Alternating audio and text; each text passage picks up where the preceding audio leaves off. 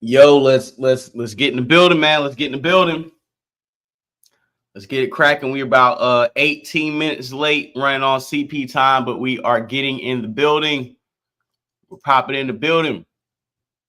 Peace, plant-based in the building early. That's what I'm talking about. Trevor Jackson in the building early. That's what I'm talking about, man. We have to get to it. We have to get to it, man. This was a long-awaited situation. We had to, you know, sit up here, endure a conversation, people lying, news organizations crashing out, people feeling Courtney Love in the building. We had people feeling like they were, you know what I'm saying? How can I say this? Hitching their wagons to the wrong people, selling out for the wrong community, lining niggas up, setting people up, causing havoc, confusion, and disruption in the community. We need to come in here. This is a long time coming. This is a long time coming. Lady J in the building. This is a long time coming. I'm trying to tell y'all. We had to sit up here. We had to go watch Law and Crime. Had to go watch a lot of these networks spit propaganda. Sit up here and tell us a bunch of stuff we didn't ask about. I'm keeping it real. I'm keeping it 100%. We ain't gonna crash out today. Like I said, man, we ain't gonna, but we might crash out today. And when I say we might crash out, ain't we gonna be up here screaming and shouting, hooting and hollering. I'm just, you know, and don't mind me now. I'm just sending out a couple of, you know, messages out to the people, to my good people right now before we go live, so we can get a full house in the building. You know what I'm saying? So we get a full house in the building. We got to make sure we get over this, because like I said, man, even when I was on the Starport probably a couple weeks ago, I said, man, and I'm gonna say it on my platform, man, that bitch Tessa Tails is capping. Tessa Tails is running around here capping, lying, deceiving people. Let me stop. Let me pause. Let me run it back. My bad. It's your boy Florida Boy Jay. We in the building. I'm sorry we didn't have an intro. We didn't have a music intro.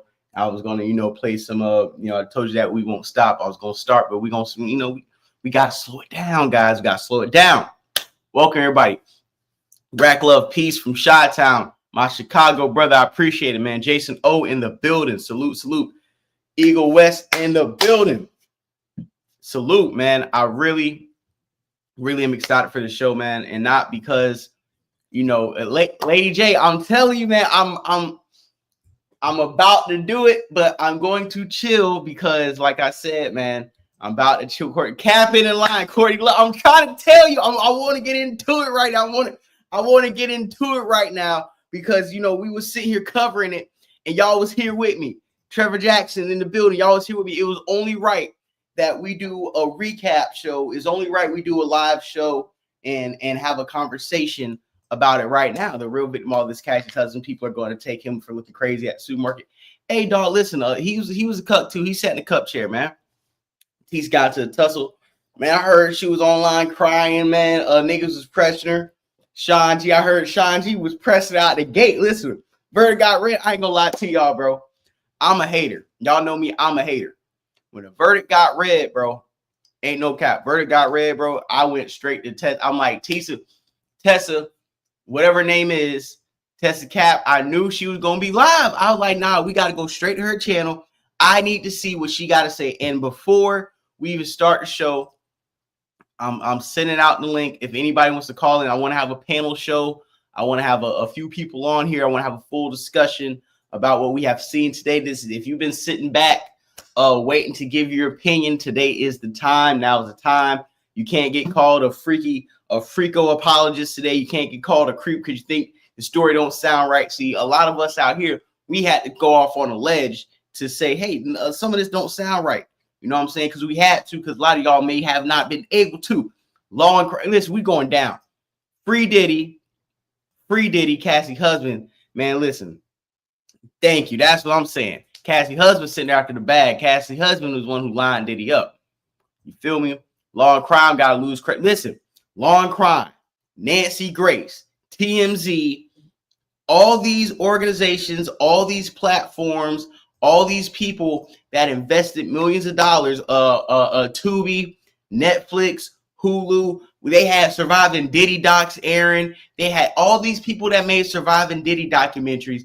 Diddy should counter sue these niggas for millions, because literally, RICO, and before, I'm telling you, before we even get on Diddy, bro, before we even talk about the case and how, he really just got charged with the prostitution case, no racketeering, no kidnap, no, none of the things that he could have got years to. You know what I'm saying? Star, he did an AR live. Yeah. Star went live early today, man. Star went live early today. Like I said, man, we not playing, man.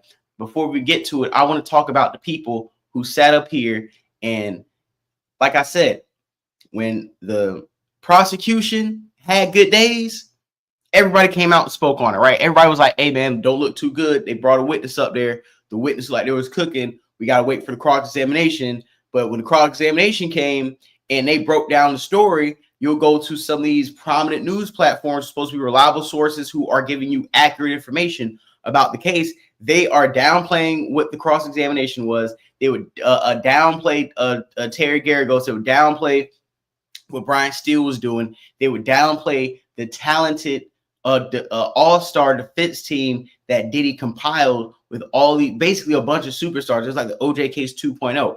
You got Brian Steele, who beat 2 RICOs, a state RICO and a federal RICO, within a 9-month time span. Brian Steele might be the most powerful man in hip-hop right now. He don't even rap. Brian Steele might be the most powerful man in hip-hop right now. He don't even rap. Okay? Brian Steele has done more for black people than a lot of you niggas wearing monkey suits. That's all I'm saying. We were looking for the little kid. Where were the little people? Where were the tapes that had Meek Mill with the baby oil, that had Nipsey Hussle with the baby oil? Where was the tapes that had J-Lo with Ben Affleck and Ashton Kutcher? Where were the tapes? Where were the documents? Where were the files? All these things that were brought up, that were sensationalized in the media, that built this story up to the biggest goddamn sexual terrorist we ever seen, just to come down to you were taking Jane Doe and Cassie cross state lines and piping them down with baby oil and prostitutes. Bro, we already know that. And who doesn't take their girlfriends out of town and pipes them? I mean, I don't think none of us is calling the Punisher. I don't think none of us is tapping in with Cowboys and Angels. But even if you do, should you go to prison for that? No. They were trying to give from drug distribution. Like, bro, like, okay, if I roll up a blunt and I pass it to you, is that drug distribution? We all know it's not.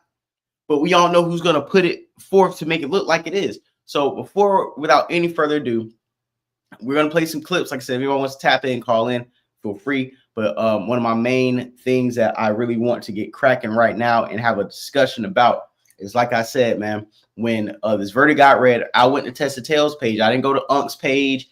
Sean G. I didn't go check out Sean G first. I didn't go check out Lauren Cohn. I didn't go check out Good Logic. Who else? I didn't go check out Academics. I wanted to go to the biggest hater. And did anybody see the Tessa Tales situation today? If you didn't, just put a 1 in the chat. If you did, put a 2. We won't, you know what I'm saying, just sit up here and we won't do a all-day poll. I just want to know, did anybody see Tessa get cooked? They jumped on her they jumped on her back, but it was on her jacket today. They was on her jacket today. Rightfully so, on her jacket, because she been sitting up here, like I said, bro. The defense, okay, we gonna show it.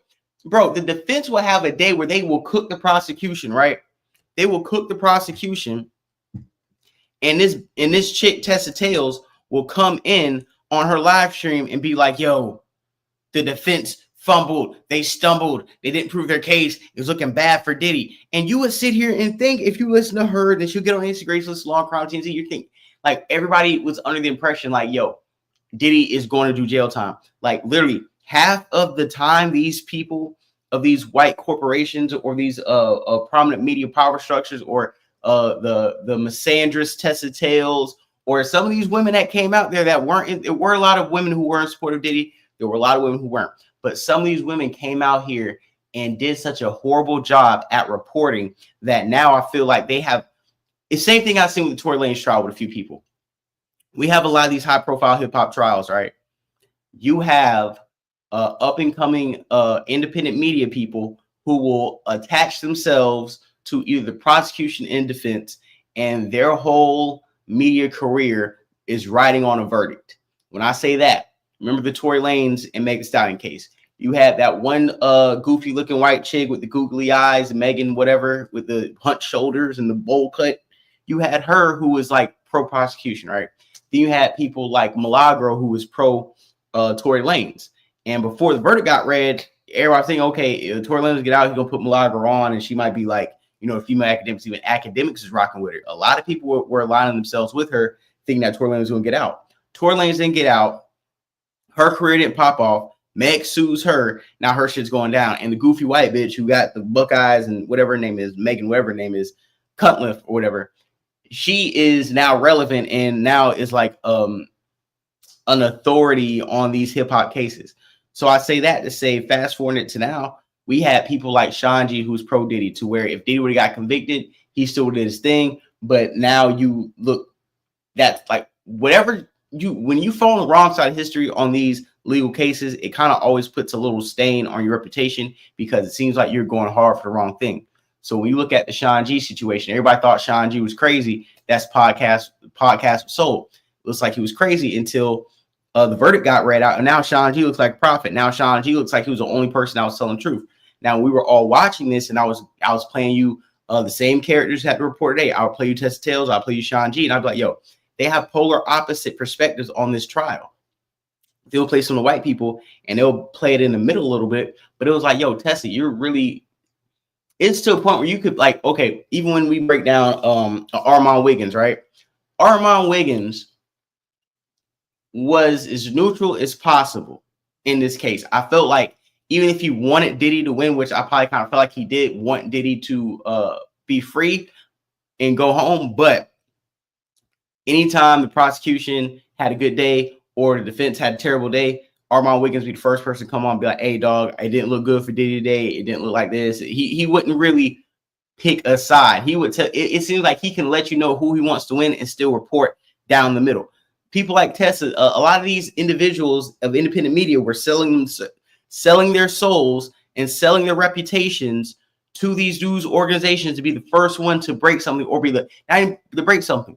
People like Tessa was leading the charge of being the first person on the biggest platform to push whatever narrative these platforms were willing to find any type of coon to push.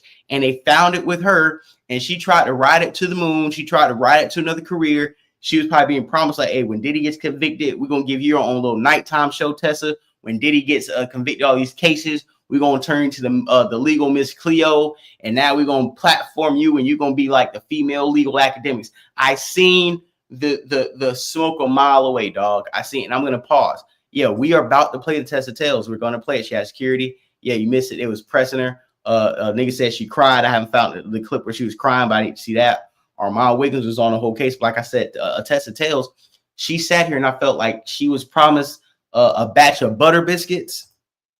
Tessa Tales was promised a batch of butter biscuits, and she went and crashed all the way out to the point where she's not taking serious. She's a laughing stock. She took the biggest out of everybody not involved with the case. Take the biggest L is her.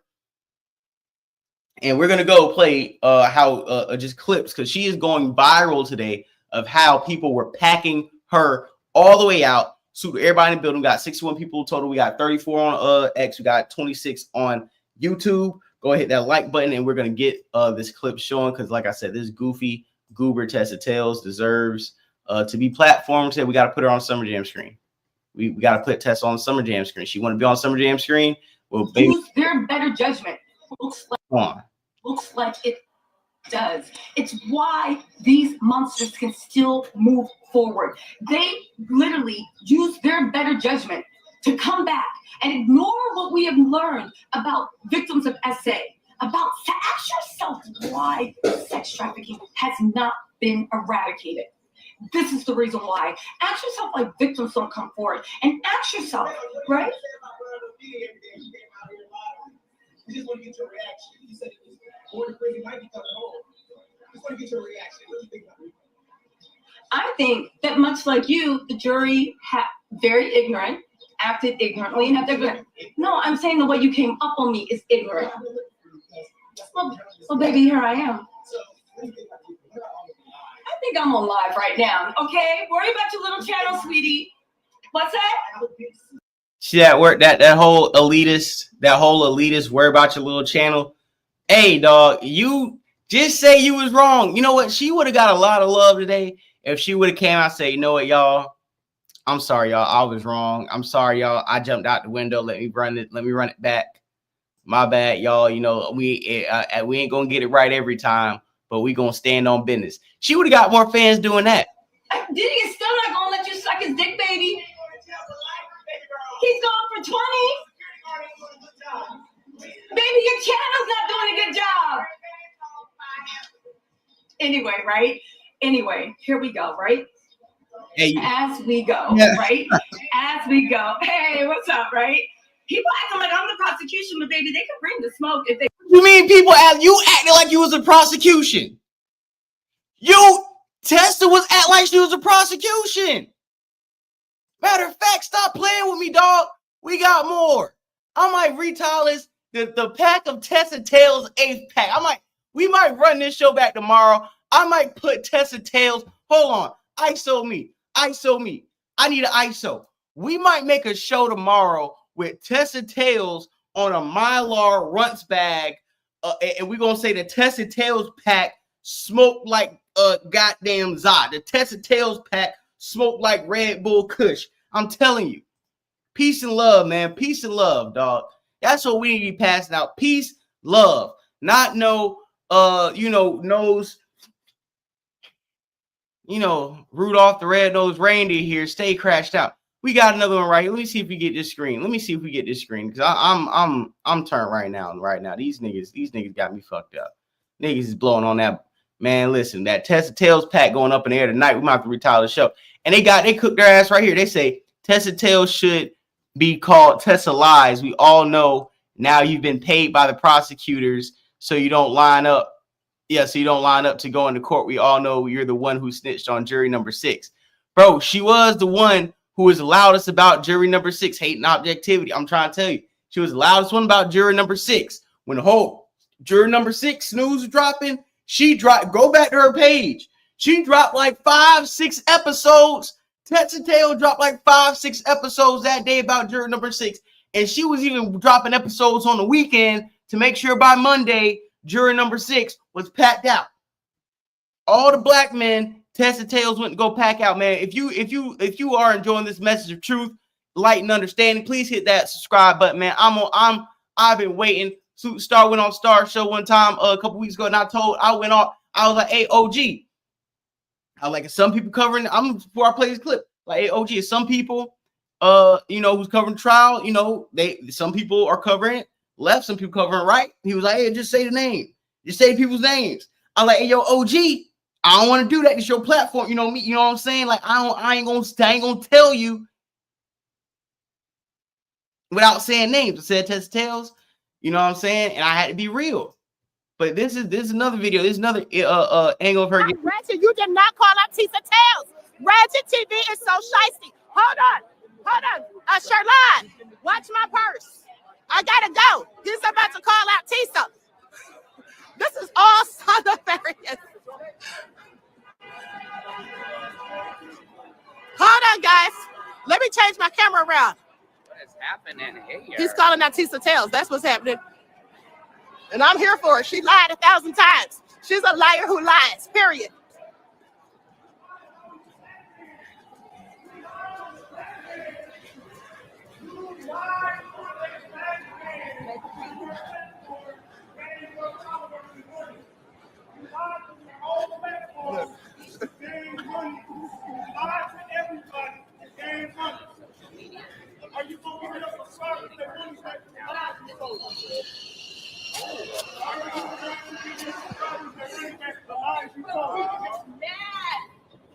Did she call you a ninja?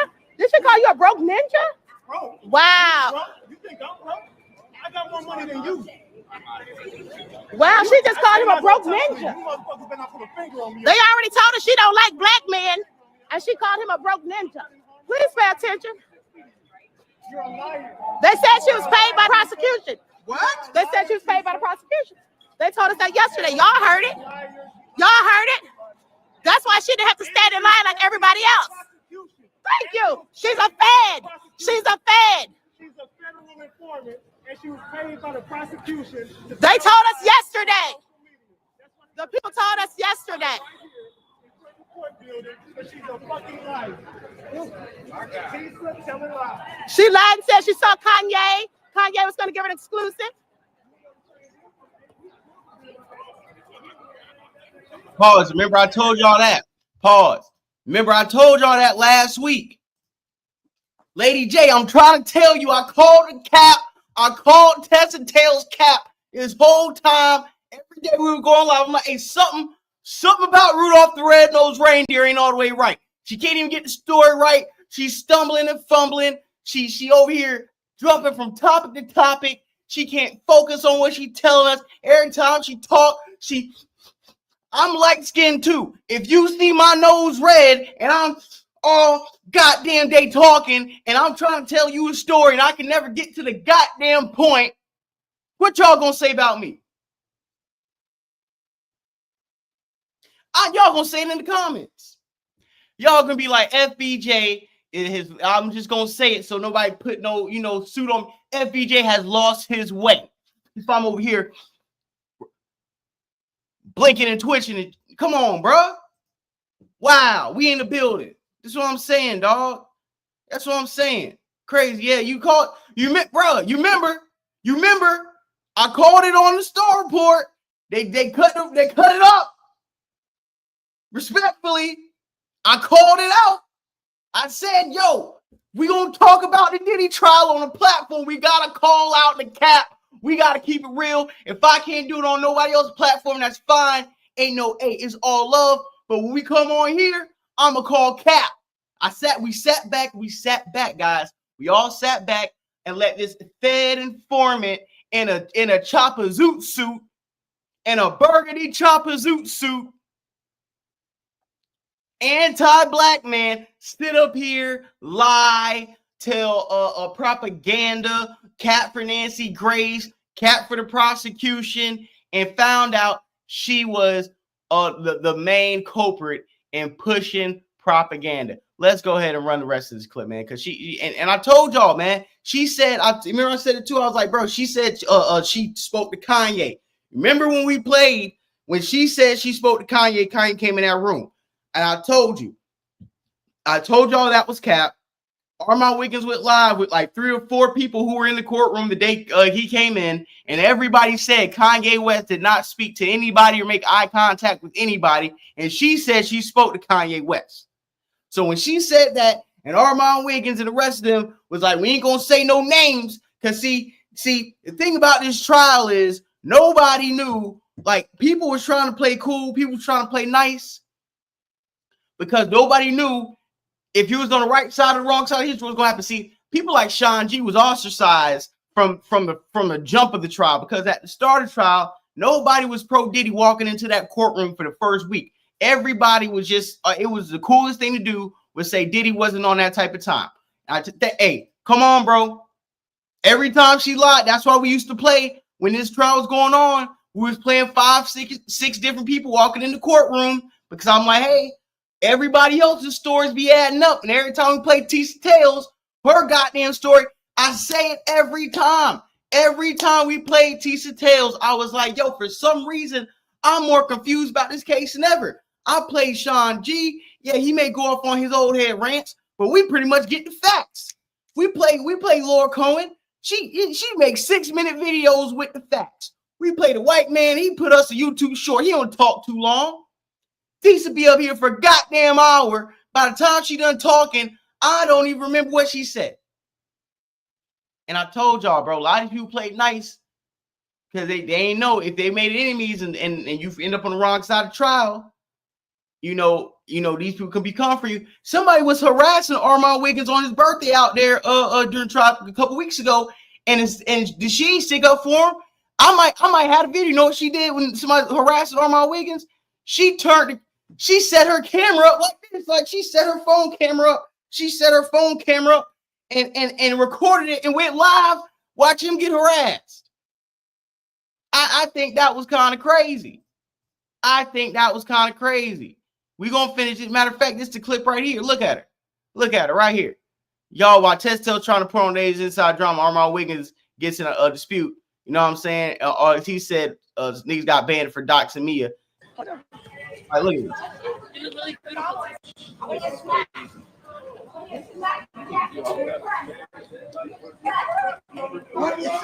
Okay, there is a witching hour going on, but I wanted y'all to see. Hold on. Oh, thank you, honey. What's your name? Brianna. Say. And I'm pausing this because you supposed to be giving us the Diddy news. You supposed to be giving us an update, and you're sitting here recording Armand Wiggins getting harassed because you clout chasing him. We're gonna switch back this clip.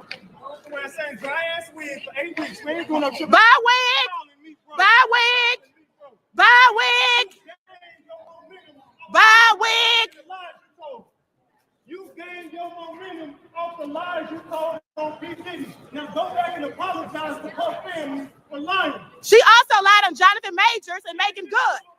She hates black men. She's a colorist. We're going in on Tisa Tails for being a lying ass bitch. What's happening? What's happening? What did I miss? She's been lying all the fucking time, and y'all know it. Tisa Tails. He just called her ass out. She's been paid by the prosecution. We found out yesterday. They said content creator. They said she's a big time content creator, has over 500,000 followers. And somebody told us yesterday who said they covered 16 RICO trials. And they told us before we left yesterday that the reason she doesn't have to stand in line like the rest of us or pay line sitters is because she was paid by the prosecution for her commentary. And also she doxed 2 of the victims. She doxed Jane Doe. She doxed Mia. We got it on video. And she never got banned from the court. She didn't get banned because she's a liar who was working for the prosecution, allegedly. What's her name? Tisa Tails, that's her right there. In the burgundy. Tisa Tails, Tells. You gonna go back in? I don't know. I think we will. We just said, right, we're going in a minute. What's happening over there? I'm gonna pause this. You heard she said they be there every day. These people be there every day. They see who gotta pay people to hold spots in line. They see what people are walking who are in the overflow room and who's in the courtroom every day on time. They see who don't gotta wait in line. This ain't me coming up to New York and talking to somebody and now I'm over here trying to tell y'all what happened. No, people have been watching her moves, seeing how she's moving around the courtroom, seeing how she's moving around the trial. She's conveniently in the right place at the right time. Nigga said she a fed. They said, man, they slipped Tisha through the back door. I'm gonna run that back a little bit just so y'all can hear what they were saying. It was cooking. Jonathan Majors and Megan Good. Lying on help ruin Jonathan Majors' career. This ain't the first time. The lies you told on P. Diddy. Now go back and apologize to her family for lying. She also lied on Jonathan Majors and Megan Good. She hates black men. She's a colorist. We're going in on Tisa Tails for being a lying ass bitch. What's happening? What's happening? What did I miss? She's been lying all the fucking time, and y'all know it. Tisa Tails. He just called her ass out. She's been paid by the prosecution. We found out yesterday. They said content creator. They said she's a big time content creator, has over 500,000 followers. And somebody told us yesterday who said they covered 16 RICO trials. And they told us before we left yesterday that the reason she doesn't have to stand in line like the rest of us or pay line sitters is because she was paid by the prosecution for her commentary. And also she doxed 2 of the victims. She doxed Jane Doe. She doxed Mia. We got it on video. And she never got banned from the court. She didn't get banned because she's a liar who was working for the prosecution, allegedly. What's her name? Tisa Tails, that's her right there. In the burgundy. Tisa Tails, Tells. You gonna go back in? I don't know. I think we will. We just had right. We're going in a minute. What's happening over there? Anything exciting? No, I didn't see anything over there. That's why I follow him over here.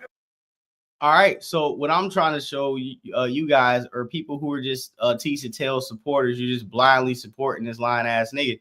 But I was trying to show y'all was like, bro, this lady be capping. Like this lady be capping, bro. Like on 100,000%. This lady be capping. We got some of the footage right here. And the jury has found Sean Diddy Combs not guilty. We're gonna talk about what this means. And we ain't gonna even go play all of her things. Like I said, man. What's up, beautiful soul in the building? Beautiful soul in the building. Yeah, dog. We gotta talk about it. We gotta break shit down. We gotta break it down to the molecule. And like I said before, man, this ain't oh, my boy in the building. Hold on, let me get the screen right. How long you been, man? How long you been in the building? I've been moving around looking at stuff. I ain't get to see the message.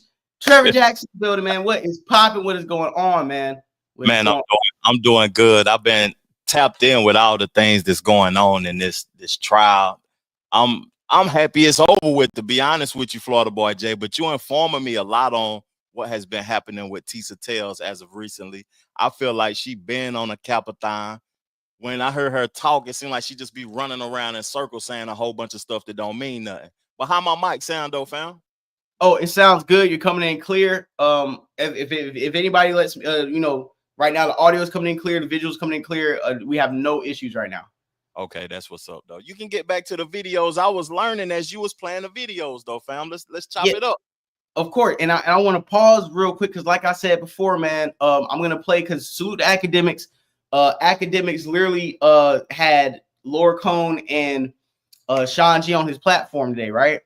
And every time I'm telling you, we've been going live, we've been watching the same characters break down the same stories. Everybody's thing has been consistent, even with a lot of these Caucasian reporters. A lot of people that's been going inside the courtroom, the majority of them haven't really picked a side. The majority of them haven't really been reporting with a bias. I will say Sean G has been the staunchest pro-Puff supporter, but when it comes out, it looks like he was the only nigga keeping it real. Yeah. He was standing on business with his content. And every time. You know, when you're not objective with what you're talking about, when you're talking about trials and stuff like that, then it's not valid what you're talking about. When you're speaking with emotions and feelings and you care about this individual, you don't even know these people in real life. So how can you not be objective when you're talking about people? So I agree with you about Sean G. I was basically listening to you, Star, Tisa Tails, a few other individuals, but where is all the people who before the trial started at? Now, the Gene Deals, the Jaguar Wrights, the Freddie P's, the Choppers, where they at, fam? See, that's what I want to see. See, as loud as the people that were going on Vlad, Art of Dialogue, and I'm not saying that, I don't rock with Gene Deal, because I think Gene Deal is cool, and I think he be telling the truth with a lot of what he's saying. But like, where you at? Why you ain't on live right now? Why ain't the band going live right now? And why Dylon, Freddie P, like you said, Chopper. Where are all these people? Where's the girl from Day 20? Where's Dawn?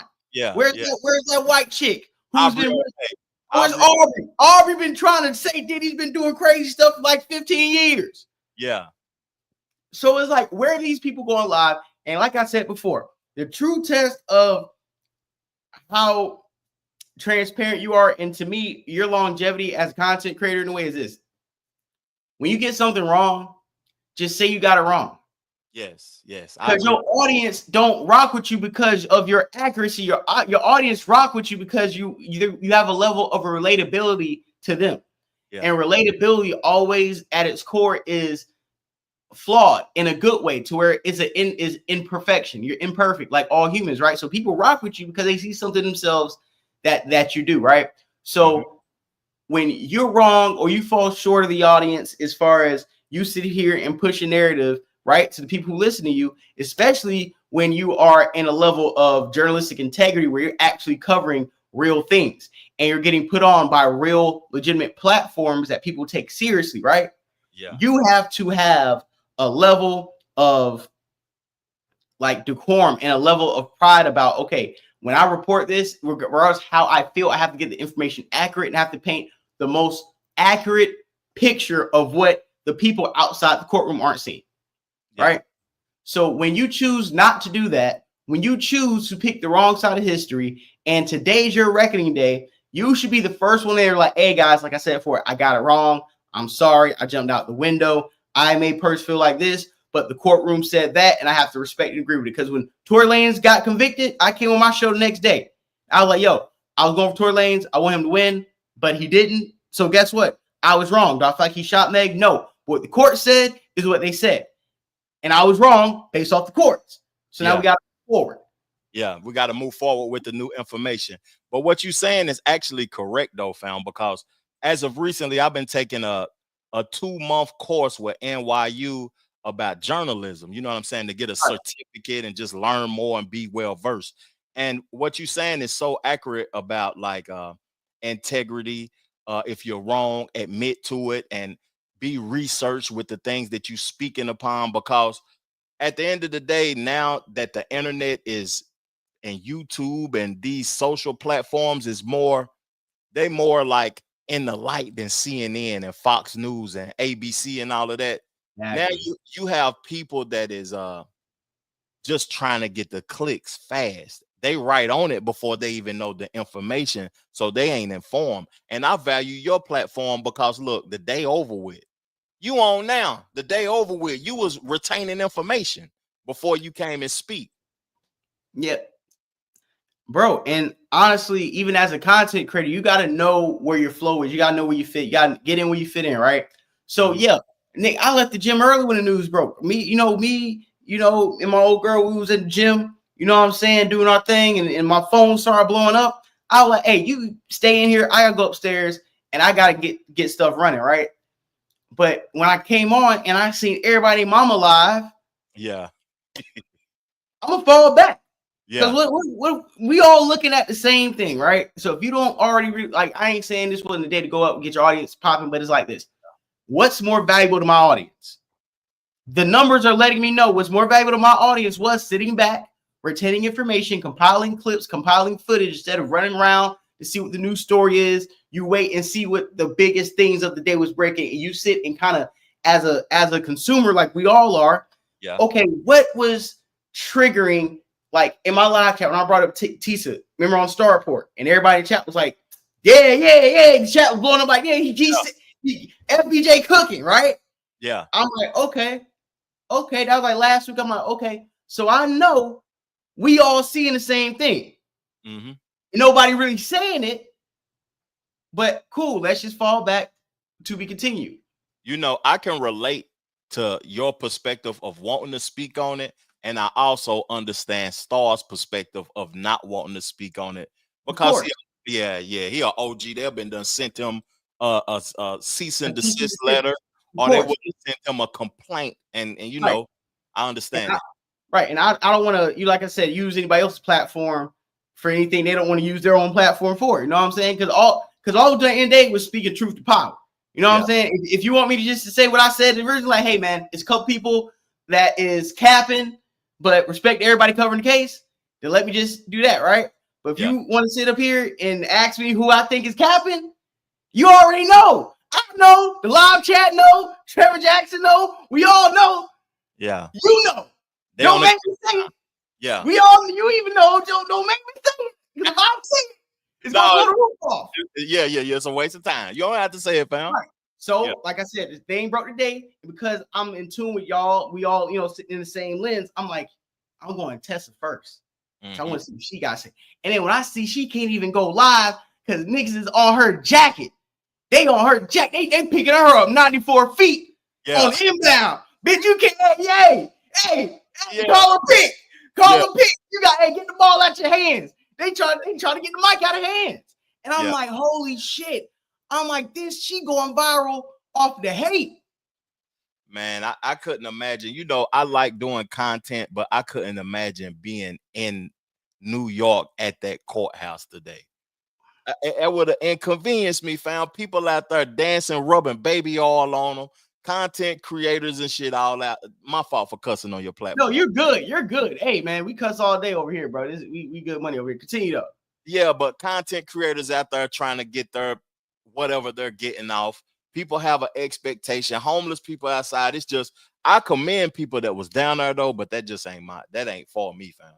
Man, listen, I'm gonna read a comment before we can tell you I got something to say about you. Listen, man, it was Armand Wiggins getting baby oil poured on him, screaming more oil. Like he did it there. Like Diddy got all this nigga did the more oil thing live. I'm like, bro, they tripping down there, bro. Diddy and his girl, what Crispy Combs, what his name? You know the one look like just like Diddy with wave Crispy Combs. Is what I call him. Yeah, he's up there twirling his girlfriend and shit. They bringing the hoes out. I'm like, man, niggas going nigga. It was like a Boondocks episode. This is like when R. Kelly got freed on the Boondocks episode, and everybody went outside and started dancing. That's what this was, bro. Yeah, tell me that's not what today was. Exactly what it was. They projected Nick. You know, I don't even want to nigga. I don't give a nigga shit on 10. Even people was like, bro, they had to push people to the other side of the street. They're gonna tear the courthouse down, and they won. Salute to the hey man, salute Derek Blackstone sitting at 10 said keep cursing, man. Fuck it, that's what I'm talking about, my nigga. That's what I'm saying. It's a black show tonight. It's the Real Nigga Network. Y'all know what it is. The president CEO. Let me get Bountiful Soul. They said tested known to influence social media on court cases. I know this firsthand because I asked her on her show during the Tasha K trial if it was possible that content creators were influencing the jury. You see what I'm saying? A Bountiful Soul salute for that information. That's crazy. Yo, listen, this is what I'm saying. Like, we don't have to be giant content creators with 50K subscribers, 25K, even 10K subscribers. We are all here on an equal eye level to see what's going on in real time, even down to the jury. The reason what it makes me feel good is this. We all heard what was going on. Mm-hmm. We all heard the situation. We all heard what Diddy was doing, what these people were doing, right? But at the bottom line, we were still sitting back like, all right, yeah, he's breaking the law, but these aren't crimes punishable by spending the rest of your life in prison.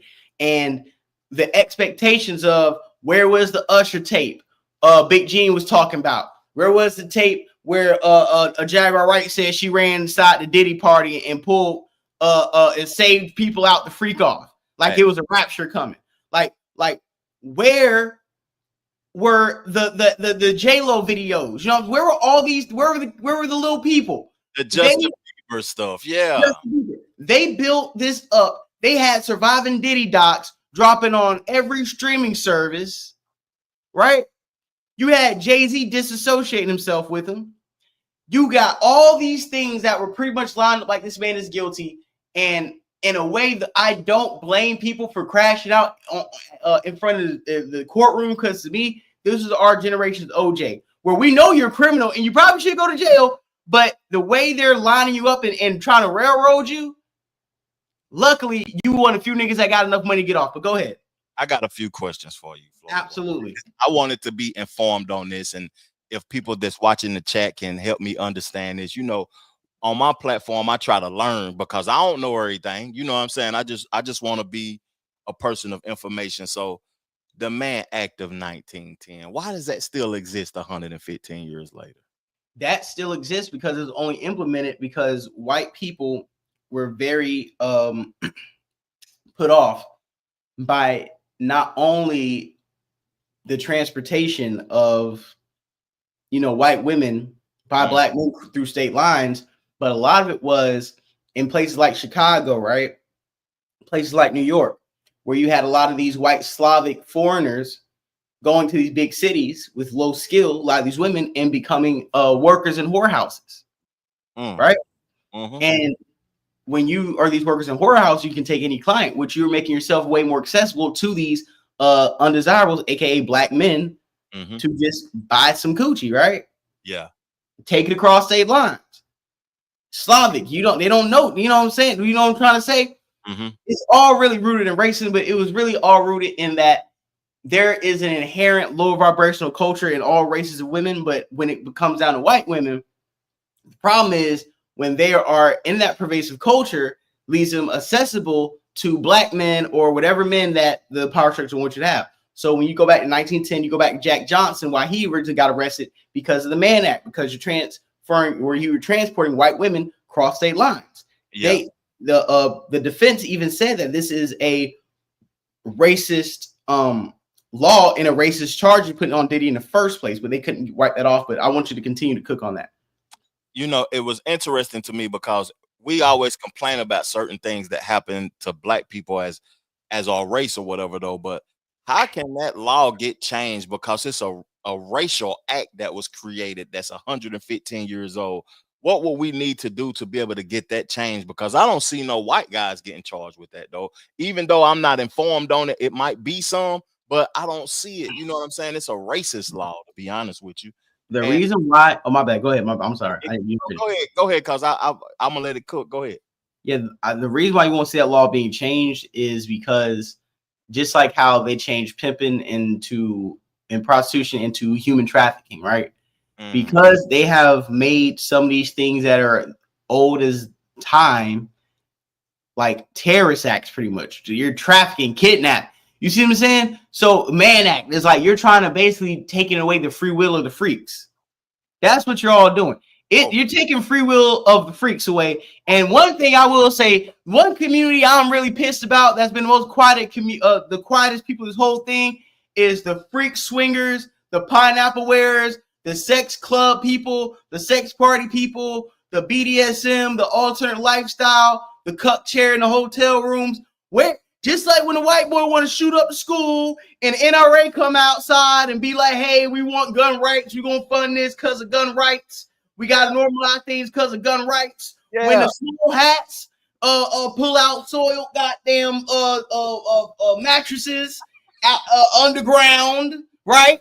Yeah. They got to put the ADL outside and be like, if you speak on it, yeah, this is what the ADL stand on, right? Okay. Keep cooking. But when the freaks start freaking off with the baby oil and Astroglide, right? And start swinging, every hotel room got the cup chair. There ain't not enough people to always have a cup chair in the corner, right? Now, all these pineapple parties, all these BDSM, all these, what they call them, spades, where you got the white women who want to sleep, the white wives that want to sleep with black men, all these people. But where were the sex? If Diddy came out and said he was eating meat, we would have had the LGBTQ organizations coming out here, stampeding, waving flags and twerking in they Diddy dukes, talking about free Diddy, he innocent, let him be sexually free. But because he didn't succumb to that community, you leaving him out to dry. You leaving him out to dry, and even you bisexual freak niggas who run these organizations and these clubs make $1 million and $1 billion off of sex work and organizing orgies with drugs. None of you people came out and spoke. None of you organizations about free sex and liberation. Candace Owens just had a debate with 30 birds, with 30 birds, 30 birds of all different species of birds, talking about the sexual revolution saved women. Well, why don't the sexual revolution save some niggas too? Yeah, it's over, fam. I love how you saying, and I'm gonna land my point on this. My main point of what I'm saying is this: the most coward community I've ever seen is the community that Diddy was ostracized and took bullets for. Was the swinger, pineapple wearing, you can have my wife, I can have your wife community, which goes on, like Jason Over said, in big cities like New York, Philly, DC, Providence, Pittsburgh, all these places where these sex organizations are deep with powerful people in, and you need to have to tell on yourself. But as degenerate and as huge as that community is, right? That nobody came out and just like you want to normalize change gender changes for kids, you want to normalize the most debaucherous things in society. Y'all couldn't come out and stand on 10 and be like, hey, ain't nothing wrong. Did he a freak? And I'm a freak too. Why don't y'all come out? You know, that is a great take that you just had too. And you informed me on some things because, you know, it was a point of time where there was my bad. Salute Rock High Love in the building. Salute. But Trevor Jackson, keep cooking, bro. Keep cooking. it was a point of time. I'm gonna let the brother come in too, also, but it was a point of time where people was assuming that Diddy was a part of the LGBTQ community. In this trial, did that come out as a fact, or you know what I'm saying? No. That ain't, yeah. And you know, so crazy. The most disgusting things they tried to expose, but we never heard that Diddy physically was putting any hands or feet or glizzies on any of these men. Yeah. Don't you think if he was doing that and all these freak offs, they would have said, now, is he by whatever? That's up to whatever terms people make it a week, right? Mm-hmm. But has it came out he was doing any of that? It didn't, number one. And number two, they said, like I said he was a PDF file. And number three, like, bottom line is this. If he would have said he was part of that community, and this is why that community is full of hypocrites. If he claimed that community and they could take advantage of clout off of him, they would have been outside protesting and ranting. But because he didn't make himself a pawn to them to let him be used to push their agenda, they left him out to dry. He had to fight for himself. So, Rock Love, what's happening, man? Hey, salute you always tapping in with the chat, man. I'm finally happy you are tapping into the show, man. Talk to this, man. Let's see what's popping, man. How you feeling? Hey, can you hear me? Absolutely. Hey, what's up? Peace, FBJ, and peace to the brother there. I'm sorry, I really can't. Yeah, but peace to your family. Trevor Jackson TV, man. I got old nigga eyes, bro. It's all good. Like I'm all, you know what I mean? But listen. First of all, let me tell you, FBJ. I don't know if you know that, but I call up to the Star Report sometimes. The last time I called up, it was I'd say about a week ago, and you know, I love Star. I've been following him forever, and that's how I got introduced to you. And congratulations, keep doing your thing, brother. Thank you. But I wanted to give you props because we know how Star get down. You know, he'll troll he's a troll. He'll troll just to troll. And he had that something about Diddy. What's your opinions about Diddy? Something really basic like that. I think about a week ago, and he had you as like the co-host. And then I called up, and then he looking at the chat, and the chat clown me talking about, yo, your boy. They say you coked up in the chat. So I emailed him like, no, bro. What I gotta say is important. And I called back. And you're right, yeah. I called back, and then I broke it down, and then you know, I was sort of dominating the conversation, and so he came in with a troll move and tried to get you to come off the top turnbuckle. It was like, hey, Floor Boy DJ, you want to talk to this dude? And you were like, nah, let him cook. So I appreciate that. Do you remember that? Yeah. And a lot of the times, like I said, man, I pick and choose like where I go at or who, because it's a lot of times where I may disagree with somebody on the show, but like I'm not going to like jump at every opportunity, or I may disagree with you. Sometimes it may seem like I don't agree with you, but sometimes I do. The only time I may really like go at somebody is I think the other day a caller called in and he was trying to talk about Jacksonville and I roasted him. Like, if you want to have a direct back and forth with me, cool. But if you just come on the show, you want to give your opinion, I'm not really going to jump on you unless you're saying something ridiculous, only because I remember when I first used to call in Starport, when I was, not used to it all the time, I just really want to be heard and get my point across. And that's the most important thing when somebody calls in or donates money. Bottom line, they want to feel like they're being heard and they feel like they have something good to say, so good to say they want to provide it on the platform. So unless you are coming on there like drunk or high, sometimes Star be having the crazy people call in. Sometimes you got to get on them. Sometimes you got to fly them up and roast them because it's better for the show. But when and not to cut you off, family, but I completely understand that, and that's why I'm not even tripping. But I'm just giving you your props because you stood on business. You represent FBA well, number one. And I don't know if the ancestors was connecting us, but he tried to get you to jump off that top turnbuckle over you. You didn't do it. But, I already knew, man. Now check this out. So let me dive in. I don't want to take up too much time. But I right after that, I didn't even know you had like a channel like that. I subbed right away because you did real nigga shit, real nigga network, right? We doing all that. So now let me I'm just gonna sort of try to give some cliff notes about what I was saying with Star. Oh, I took notes.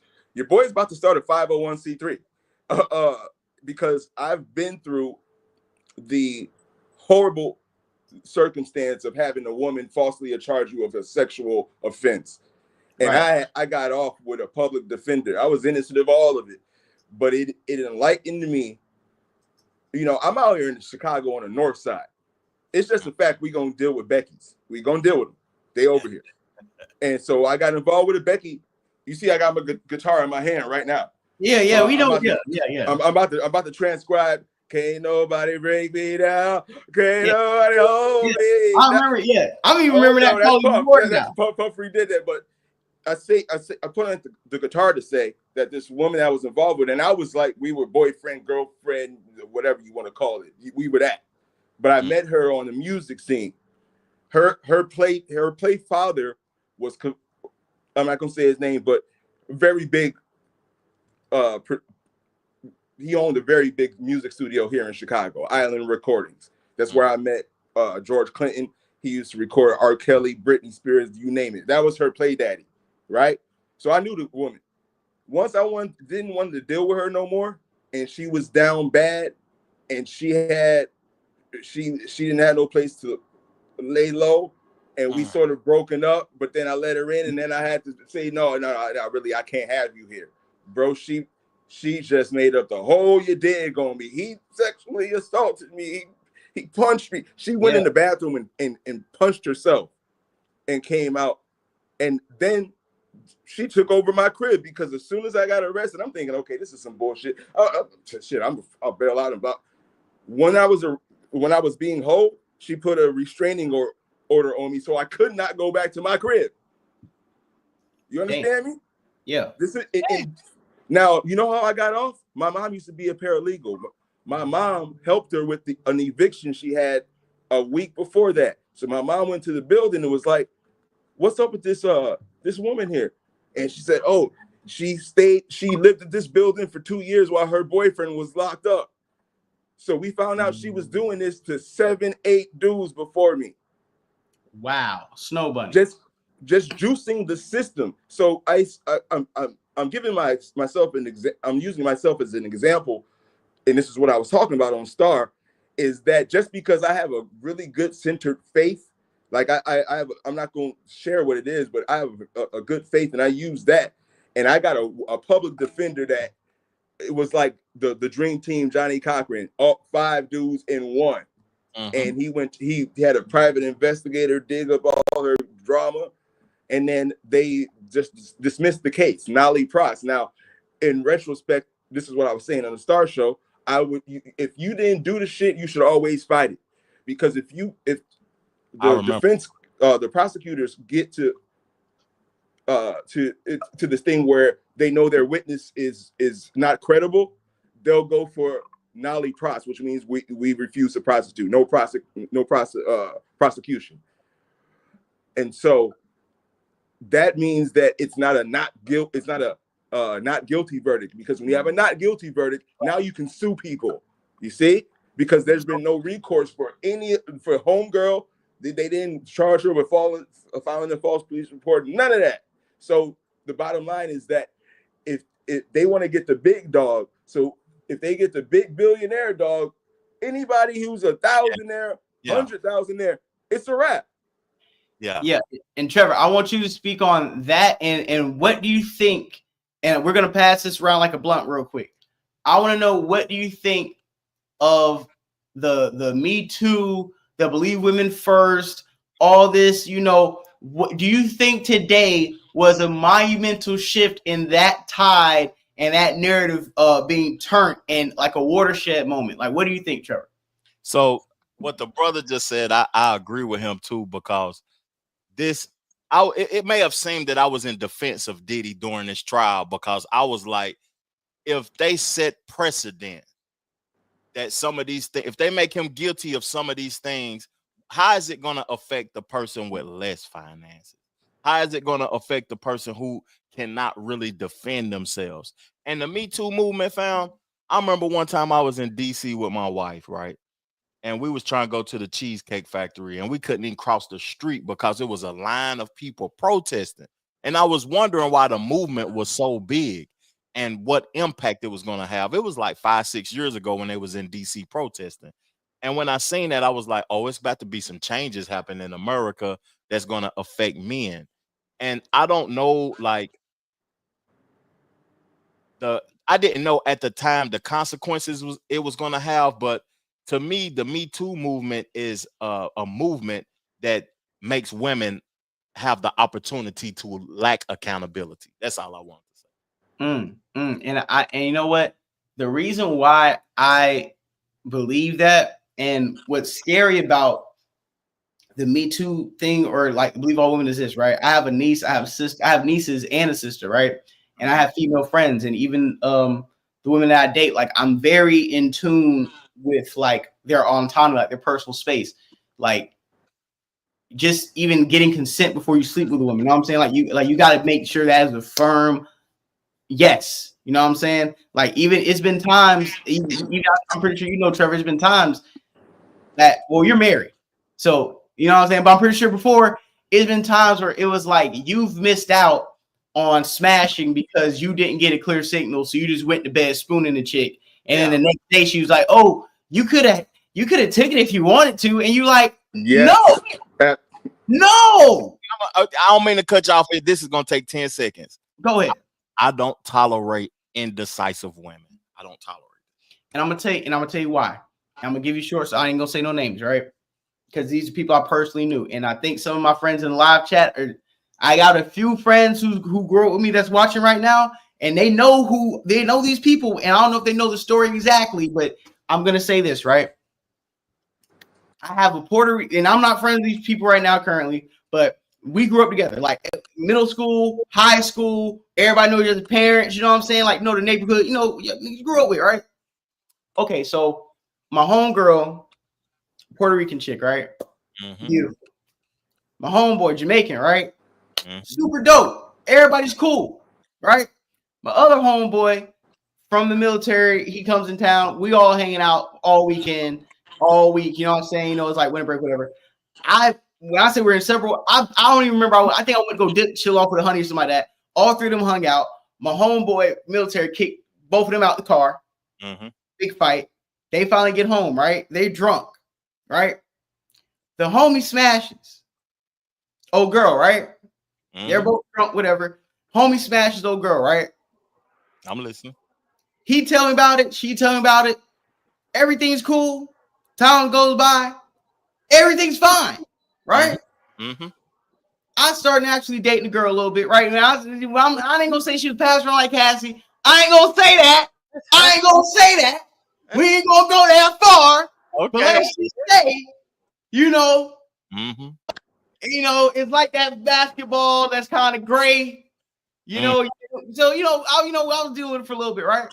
Yeah. And she brought the fact, she's like, remember that time, your homeboy smashed, or our homeboy smashed. Oh, yeah. She was like, yeah, I felt like he like took it that night, and I was uncomfortable or whatever. And I was like, oh Lord. What? I was like, wait a minute. I talked to y'all both directly after. The vibes was cool. You was cool.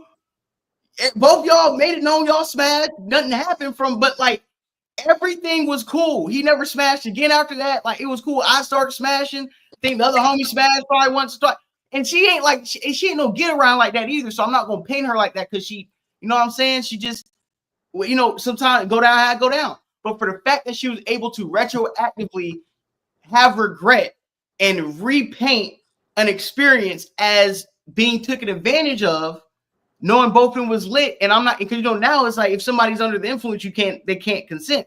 But at this time, I'm like, wow, you're my homie, like you my homie, we're all homie, but you're gonna sit here even if it's just a moment of like just me and you.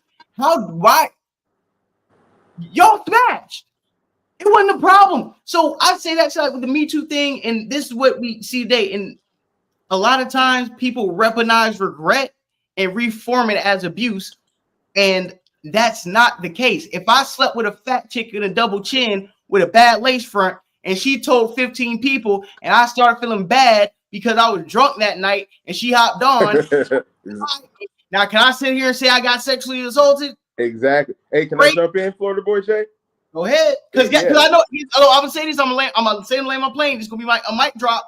If we played the Me Too game, it's a lot of us men, even grown men, that get essayed on a regular basis and don't say nothing. And if we don't allow the essay to occur, it can get violent. Okay, now what? Okay, now watch this exactly, because now watch how serious this was. So crazy. Now when this Becky done lied on me, had me locked up, then she put a restraining on me, so I couldn't go back to the crib, my crib. She would never on no lease with me.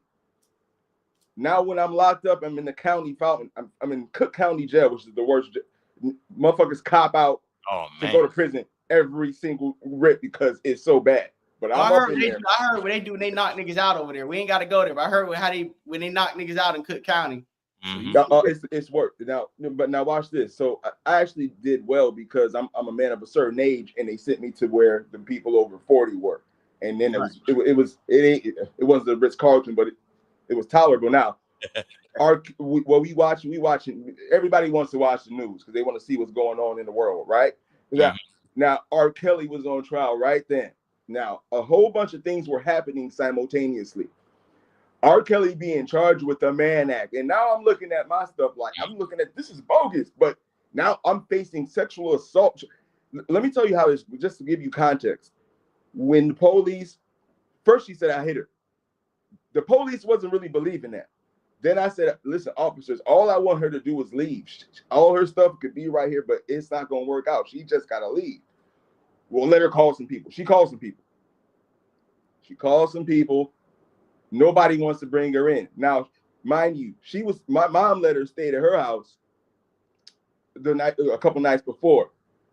And she called my mom when we were sort of getting into it, when I was like, yo, you got to bounce. She called my mom, and mom was like, just come here. Then she didn't want to come to my mom's house because she wanted to go out and party. That's what I was like, yo, it ain't going to work. I got to work in the morning. Now, when the police came, they weren't believing her story. So they like have her call somebody. She tries to call everybody. Nobody wants to take her in. She calls my mom. My mom's like, you missed that boat. You missed that boat. You feel me? I told you to come now. It's 2:00 in the morning. I can't. So let's get to the end goal only because I got like some more questions I want to ask you. Okay, really quick because it's important. Go ahead. Yeah. So the thing is that once the police came, the lieutenant came, and when the lieutenant came, he went in the room, and then she came out and was like, "Oh, he also sexually assaulted me." Now, that's how I ended up in the county jail. While I was in the county jail, several things were happening. R. Kelly was being charged with the Mann Act. Governor Pritzker was writing a law that got passed that said if you are under the influence, you cannot consent to sex. Now, that means that anybody that meets anybody at any girl at any bar, can't smash. This doesn't apply to us. This applies for women. So we're talking about the Me Too movement. Yeah, technically in the state of Illinois, if you go and you doing Long Island's with a honey, you take her back and smash, she can wake up and say, he raped me because I did not consent because I was under the influence. Damn.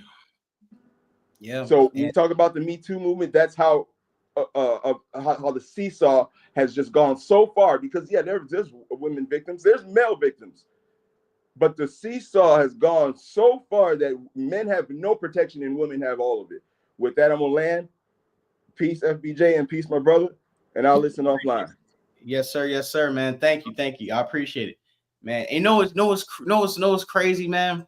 Talk to me. I remember his call, man, on the Star. Now I remember he said it, but now that he's kind of described it more, I remember.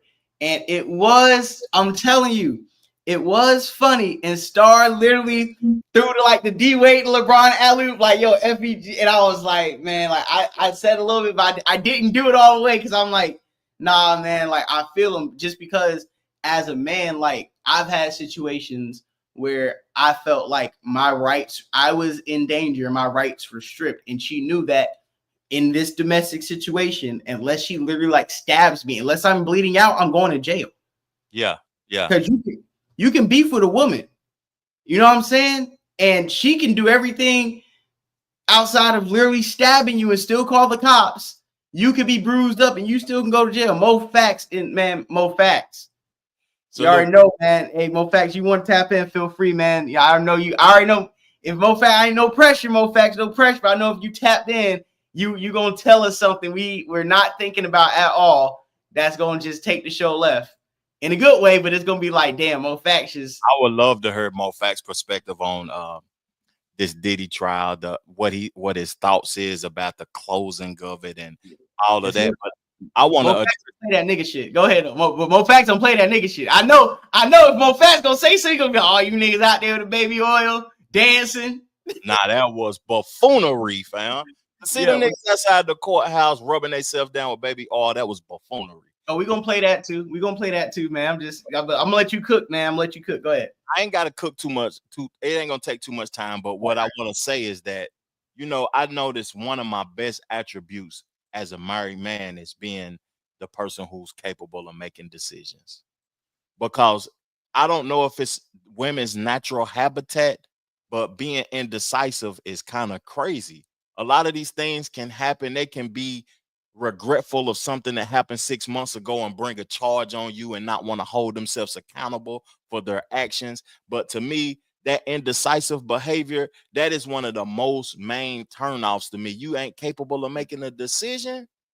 Oh, hell nah, you can't be in my presence, man. It's a blessing to be able to be in my presence. So if you can't make a decision, then I just can't deal with you, because something can happen 5 years from now, 10 years from now, that you regret and you trying to use it against me, because ain't no statute of limitations on these sexual things and these relationships no more. So I can't tolerate that, fam. I just can't do it. Yeah, and one thing I'm gonna say too, let me tell you, and one thing I will say too about the situation too is, like, even when you're talking about women, sometimes it's like they don't know they want to eat, and this is not a women thing at all, because I don't want to seem like we're just bashing women either. I love women.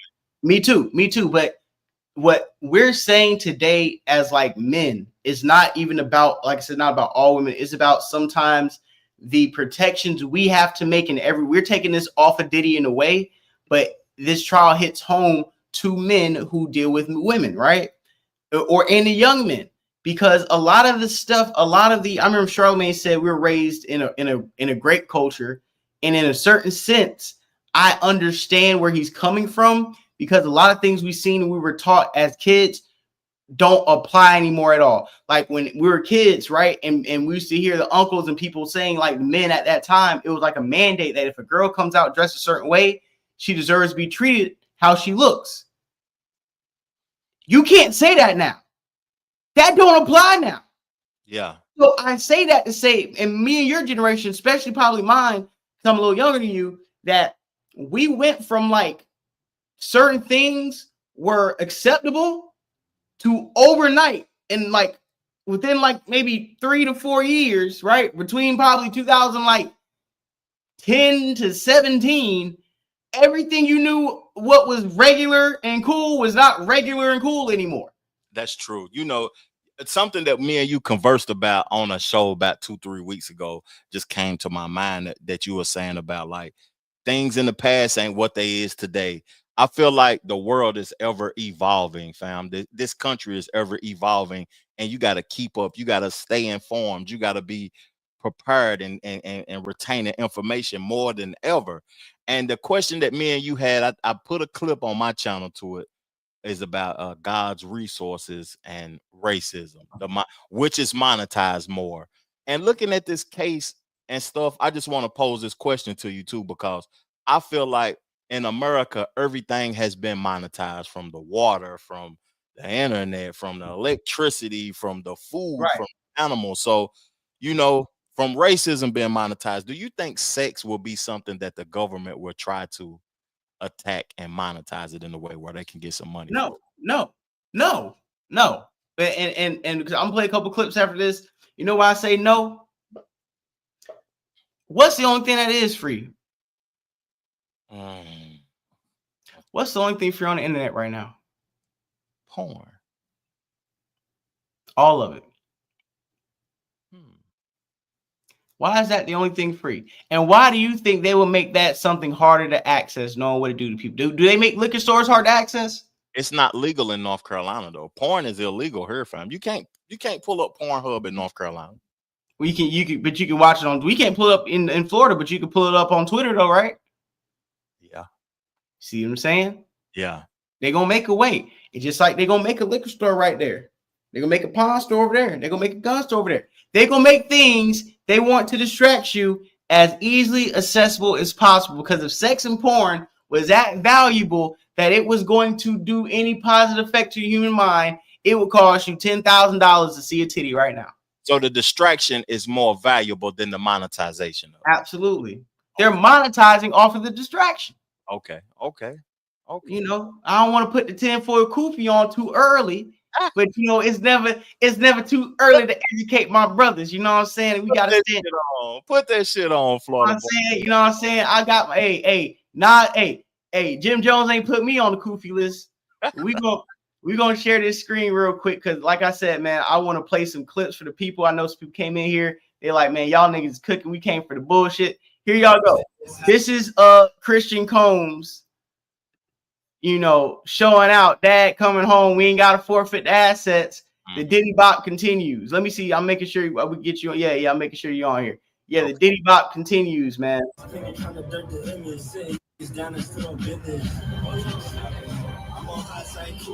Do you have any statement? I work for Eric.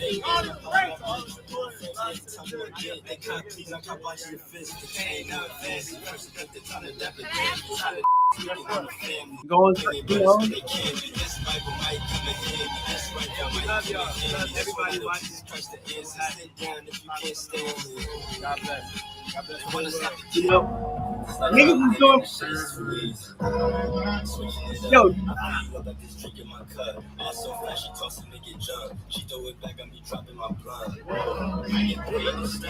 I'm so happy for you. so happy. Big fan from Sweden. Thank you. We appreciate all the love. Diddy's free. Let's go. Diddy's free. Spread the word. Real quick before we get to the next clip, man. It's never too. Hey, Mo Facts, you know what time? Never too early for that tinfoil, man. It's a black show. Yeah, Black Show, Real Nigga Network. You know how it go. How you feel about his son coming out here hitting the moonwalk, putting the baby oil on, and doing push-ups? You know what I'm saying, Diddy style.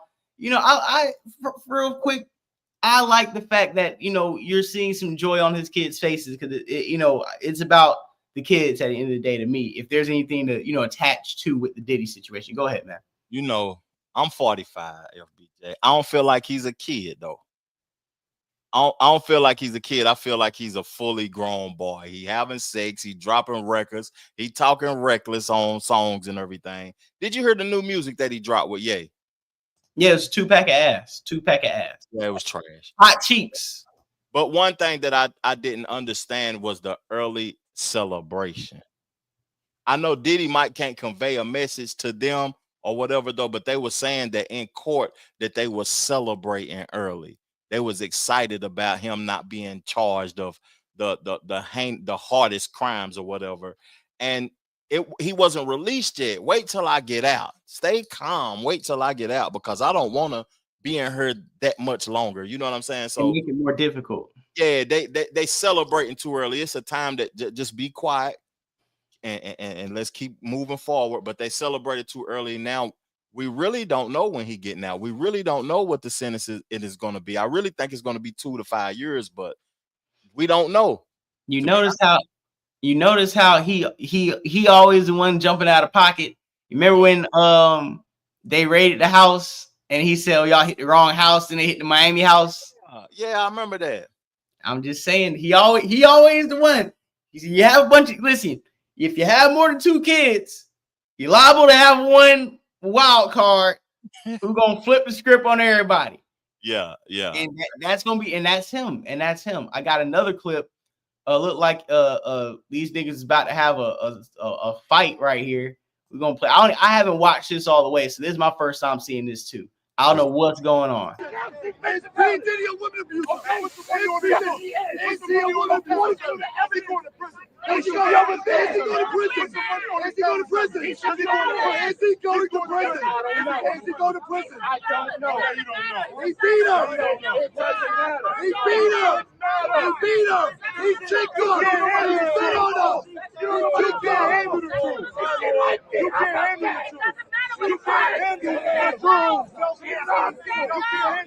This guy doesn't know what he's talking about. Wait, I got a question. What's up? Have you ever been so in love? Because I have, man. Hold on. Have you ever been so in love that you would do things that you would never? Hold on. Don't catch me talking about. I'm asking you, have you ever been so in love that is it a possibility that Cassie Ventura went through things like this horrific, horrible things like this that you saw me? We can agree the videos were horrible, right? Is it possible that she did things that she wouldn't know because she was so in love with this man? The answer is yes or no. Because I gotta tell you, man, I've done things. Now I'm gonna pause that. And one of my things that I've been seeing a lot, especially with this trial, is a lot of clout chasers. And it's like, I'll say this one thing I will give Tisa credit on. The only real thing she said today was that it's a lot of you glazing ass, dick riding ass niggas that is jumping out the window and making a fool of yourselves. And Diddy is not going to send you a thank you card or note. Like, it's one thing to do with like Sean G or like what we doing. We like, hey man, salute to Diddy. He done beat the feds, but we ain't looking for no interviews, no handouts. And you got people who are outside, like I said, just crashing out, acting like they were Diddy representatives. And it's a little fanned out in a way. But what do you think about this little interaction with the extraness of the people? You know, I talked about Diddy sometimes on my platform because I felt as if I wanted to speak to the people as a whole. How is it going to impact people as a whole? If he's convicted of this and that and this and this, how is it going to affect the people that's less than? And listening to this guy talking about he beat, kicked, and spit and did all of this and that. And if you were so in love, you would do certain things and that and this. That's just, to me, that beat, kicked, and spit is a domestic violence. Diddy could just, and that'll be his first domestic violence. He'll come home instantly because he got the money to do it. So in love, to me, when you do things that is not in your best interest because you so in love, that means that you lack a knowledge of who you are and you don't know what you will accept and what you won't accept. And to be honest with you, this guy need to find out who he is, because that so in love shit, man, sometimes that be letting me know that individuals be lame as hell because they be loving somebody else more than they love themselves. Man, not only that, dog, I can't listen to no nigga trying to argue with me about love and be talking about a nigga fight for his life, respectfully. Like, and we got Judge Mathis smelling the crack on people. He spoke about it. You know, 2 crimes, I believe. Well, by now you all know that Sean Diddy Combs has been convicted of interstate transportation of prostitutes. The only 2 crimes I believed he committed. As I've said in the beginning, after the closing arguments, I thought that would be the only thing they would convict him of, and that is the case. And I'm going to respect the juror's decision. On the other hand, he's been denied bail. I'm not sure if that's fair for 2 counts of interstate transportation of prostitutes, tricking. And in that sense, precedent shows that it's 21 to 27 months, indeed the guidelines for each count of interstate transportation of prostitutes for first-time offenders. As such, the sentencing should be in conjunction with precedent and in conjunction with first-time offenders. I'll also talk more about this on the Mathis Verdict podcast, or the clips that we'll be showing of the podcast over the weekend, but certainly next week we'll be discussing in thorough the case and what I suggest the sentencing should be. So keep an eye. Real quick, throw it back to you. Do you think he should just be able to go home, or do you think he should be sentenced? You think he should be getting time served, or do you want to see Diddy, like, you know, get a couple years locked up? I think that he should pay a fine and go home. You know, like he said, he's being charged for tricking. He just basically being charged for paying for women to do something that they wanted to do in the first place. AKA paying for something every man wish they had enough money to do freely, pretty much. That has these type, not with baby oil and, you know, wilding out, but most successful, powerful men who are in position do what Diddy did. Do what Diddy did outside of the, you know, the eccentric things he wanted to do, the super zest monster things. Yeah. This is normal. This is what rappers rap about every day. You know, Yeah. women were celebrating being flued out not too long ago, wasn't they? I ain't heard nothing You know what's funny? You know what's funny? Carisha coined the term flued out. I know that, fam. You know what's crazy to me though, what he has been convicted of, is that state or federal? Federal. This is federal. So if he's convicted of those charges, you're saying that they should be mandatory minimums. If it's 10, if it's 10 years, he got to do 85%, don't he? I think so, but the way they were talking about certain particulars, where he's like a 0 offense felon, he doesn't have any type of violent acts and this and that. That's why they're pushing for him to go home. And when I was listening to some of the people in the courtroom, even the judge like kind of giggled and was like, "You ready to go home?" Or he asked Diddy real shit. He was like, "Or you want to go back to like the judge ready to go home?" And Diddy was like, "I'm ready to go home." And like they're about to push it until James Comey, what's the lady's name? James Comey, his daughter, the run the prosecution, was like, "No, he shouldn't go home because he beat up Jane Doe after the verdict. I mean, after the charges got pressed, so he was still like messing up and like doing stupid stuff before, you know what I'm saying? He even got locked up and we already had our eye on him. He was committing crimes, violent acts. So they still think he's a threat to society. My thing is, I would like Diddy to pay a fine and go home. Yeah. Not because I think he is completely innocent, but I've been saying this since they brought these cases up about this trial. I still feel like you got something to do with Tupac being murdered. I feel like you have something to do with Biggie being murdered. I feel like you set up Shine. I feel like you didn't pay for your crimes for real when those people died at the concert you was trying to throw in 93. You know what I'm saying? At Howard University. Right. I feel like if you were being prosecuted for the crimes that you have done to the black community, I would be standing right next to Tessa Tails, rubbing my nose and jumping everywhere on Nancy Grace, right? Yeah. If you were prosecuting him on the crimes against hip hop and the black community of shoving materialism down our throats, shoving this this black excellence stuff and all this, and this myth of the illusion that we talked about yesterday, the illusion, right? The simulation. Yeah. You don't want to press charges against that. You got Keefy D locked up and won't listen to that nigga tell you Diddy was the one cutting checks and make it happen. He met with Diddy. Y'all want to ignore it. You want to arrest Keefy D, but ignore that, right? But because little biracial ambiguous models get wheel kicked and RKO'd because a couple racially ambiguous Jessica Alba looking hoes get the people's elbow every Monday Night Raw, now we got to fight for our lives. No. Yeah. No, you don't. It wasn't no videos of you with the kiddies. It wasn't no you and Usher. If it was stuff like that, throw him in jail.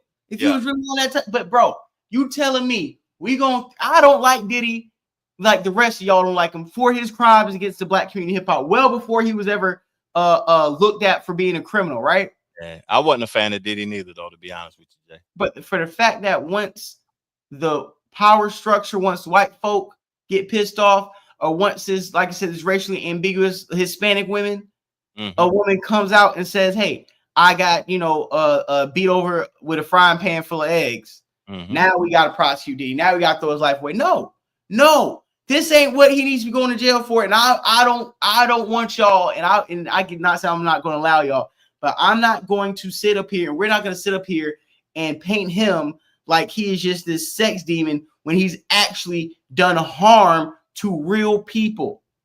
Prosecute him. You want to talk about racketeering and bad boy? Why don't you look at how he robbed people's publishing? Craig Mag. Why y'all didn't call? I think I said it last time. Why did y'all call some of the record labels a sex like the dude at Arista? You know what I'm saying, Clive Davis. Why don't you call Jimmy Iovine? Why don't you call Lucien Grange, who was in Lil Rod lawsuit that got pulled out? Y'all want to follow the money until the money leads back to the white man. Now we got to turn around and like we ain't see we seen. And like it's like Nino Brown said, ain't no Uzis made in Harlem. Now you feel me? Ain't no poppy seeds in Harlem. Yeah, yeah. How you think I funded this? Who you think cut the checks?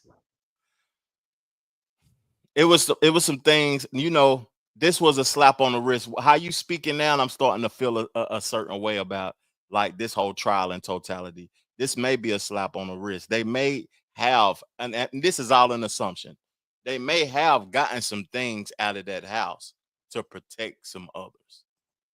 That's just, you know, the way you speaking, it make me feel like that. I'm just assuming, but they may have gotten some things to protect some others, though, fam. Real talk. You know, I'm gonna let you keep cooking on your show, fam. But I got that. The reason I came in and everything was based upon this question. Absolutely. We seen the pictures of the guns in his house. Seen the pictures of the drugs and the baby oil and all of that. But he wasn't charged with that. You know, he wasn't charged for possession of weapons and all of that. Why was that removed from the charges? Because it seemed like they could have charged him with the why? Talk to him. Say why? Because when you're a regular person with money, you might be able to, if you are the rich of the rich, you might be able to afford one of Diddy's lawyers. When people say somebody had the dream team is this, you might have one lawyer a prosecution team got to deal with, right? Like a star player where, okay, we got to focus on this guy. When you got a dream team, I mean, everybody got to get double teamed. You ain't got enough people to do it, right? Diddy's defense, it was everybody was there for a specific reason, right? This is why when they pulled out the guns here, the guns there, they were basically was like, okay, so you guys have done raids before, right? On these homes. Were these guns anywhere outside of where the security detail was or outside of any safes or anywhere where they were accessible to him? No. The guns you guys pulled out and put on the table to take pictures as evidence. Did you take pictures before you raided the house? Like most raids go. You didn't. Oh, so the raid wasn't done under any lawful ethics. Yeah. You got to throw that out on top of the fact if they were where security could get them, which you pay for that, right? What's the crime? If you're a high-powered, high-influential person of Diddy's caliber, what person of that stature doesn't have armed security? They're saying in the chat only he has security detail who's responsible for the guns. You see them saying? All charges. No, he got convicted on 2 charges, 2 prostitution charges, the Mann Act. Suit the last dragon, peace, last dragon in the building. Salute. But you feel me? Like this is what I'm saying. They couldn't hit him with the guns because like what they were trying to paint Diddy as is like how Kid Cudi sat there and capped and lied for nothing. How you Kid Cudi's such a bitch ass nigga. How you snitch and your snitch is cap, and he still got off. I fought with Kid Cudi music too at one point in time. Heavy. I felt like he was one of Ye's best collaborators too. But it's over with now. And I really can't condone it. Cudi out of here, to be honest with you. And you know, they was trying to charge him with distribution of the pink stuff. I don't want to say it on your platform, but yeah, you know, it was that good that ketamine, man, that Tusi, man.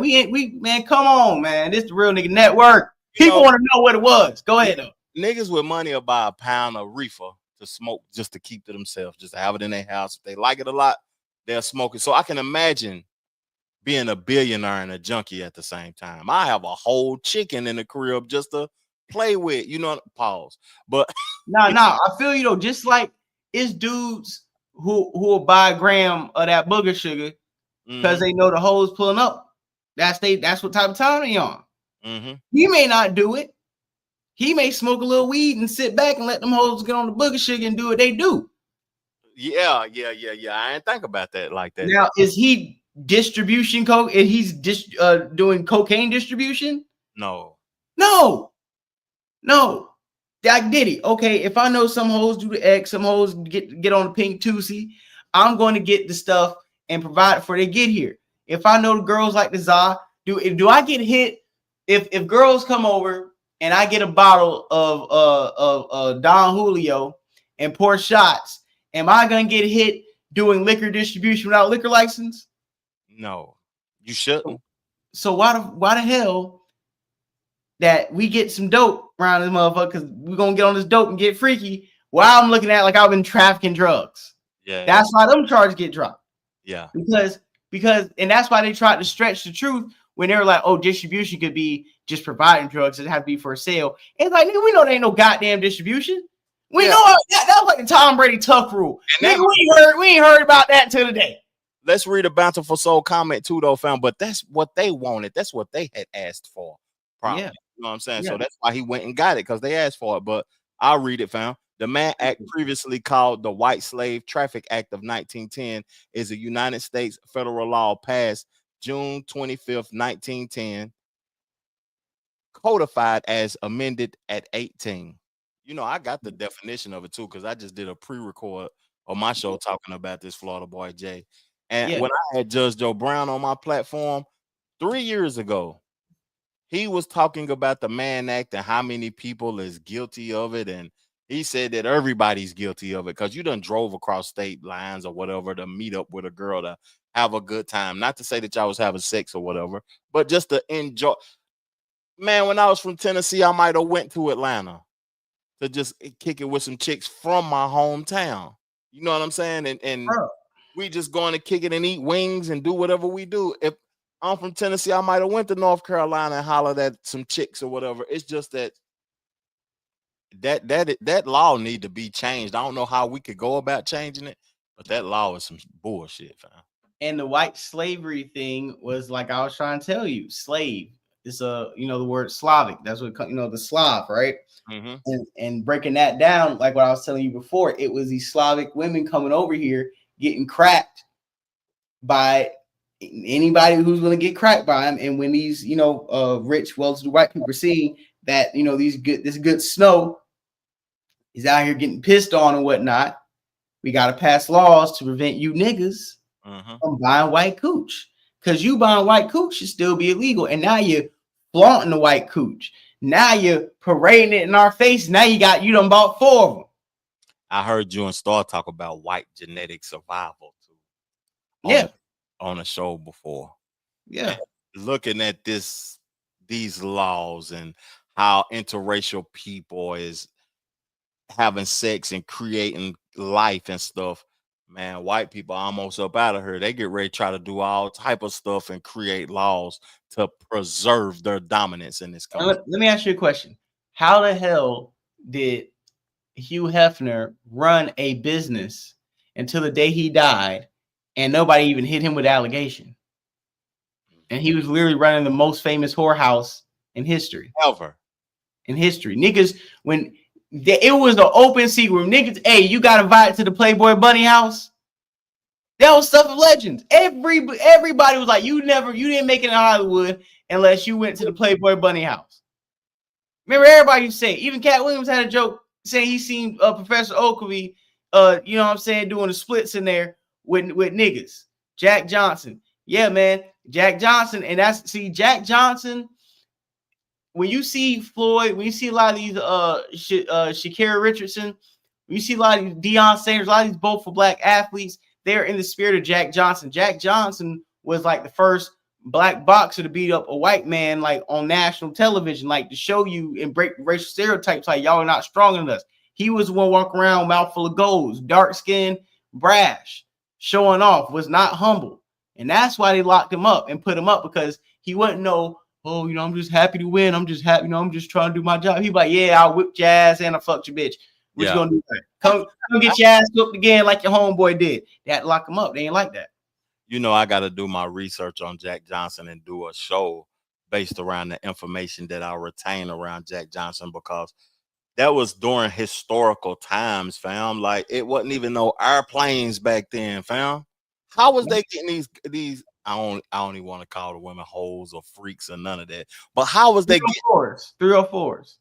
Yeah, these 304s. How was they getting them from Illinois to Minnesota? You know how? Horse? Oh. Nah. Niggas was using the Green Book. Nigga, do your research about the Green Book. Okay. See, the Green Book was a yearly annual publication by black road mappers who used to give black travelers alternate routes to travel through America to avoid the sundown towns, to have black hotels and diners that blacks could exclusively go to without being. See that? Hey, my 10-4 kufi. You see, I'll be on the. But it's a lot of stuff. I just be chilling. But I'm saying is like, bro, the Green Book is something that was used. That was the Black Google Maps. That was the Black Waze app.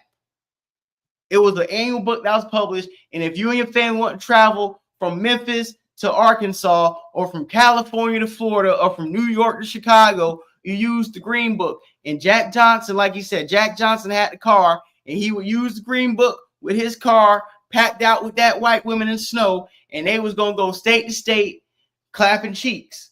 And when certain people was hearing about it, and white folks were seeing him come back in those color, those liberal cities and towns, and they got back to the powers that be, they said, "Oh no, this nigga using the Green Book to evade us, so we don't gotta catch him in sundown town." Then he pulling back up with some more snow back to Chicago. We gotta get this nigga locked up.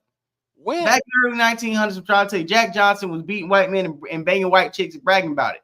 Last Dragon says this. I want to read her comment real quick. Says, this case puts the way you move in these streets to another level. I hope that folks will think smarter about what they do on social media and in real life for fake clout. Yeah, I agree. Absolutely, man. Absolutely, because you don't like, honestly, like Kendrick said, you might as well get a wife now. So things are getting spooky. It's like, yo, you can't even fly a chick out anymore. You can't even fly a chick out. Like, say you are in a relationship, a long distance relationship, that's illegal. So you can't fly at your girlfriend. If you got a girlfriend in Texas right now, y'all having sex is illegal. Unless she is a resident of your state and can prove it and is living there, proof of residence. If your girl lives in Texas right now and you fly out, or you buy a ticket for your girlfriend to come over this weekend, 4th of July weekend, to smash your back in because you ain't seen her in 2 months, and you come from Texas to Tennessee or North Carolina, that's the man act. You going to prison. They want men hostile out here, don't they? It's hard for me, and I want to say something before I go. I dock my yacht, because land your plane, people done land your plane in the ground. Definitely. Before I dock my yacht, I want to say, man, men, tighten up out here in these streets, nigga. If you watching this show, tighten up, man, because it's a war going on.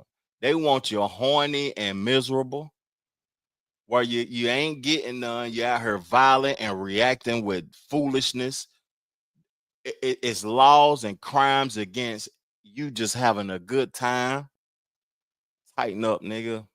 That's all I gotta say, Florida Boy Jay. Thank you for allowing me on your platform. Hey man, I appreciate you coming on, man. Like I said, this was a very important show for me to do, not only because it's trending news, but for us who's kind of use the day shift to go viral and cover this topic and cover everybody speaking on it. It was only right that the day the news broke, let all the big time eat this y'all time, you know what I'm saying? But when y'all go off and do y'all thing, we'll cover the little things that may have been slipped down, the social media line, or people may not, the lesser stories, but it's the stuff we want to know, like the test of tales. So I didn't see a lot of these content creators cover that in real time. We're gonna get back to that, but I will say, Trevor Jackson, I really do appreciate you tapping into the show.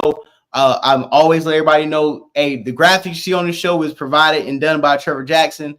I appreciate it. The show would not be looking as presentable if it wasn't for you, assisting me in this.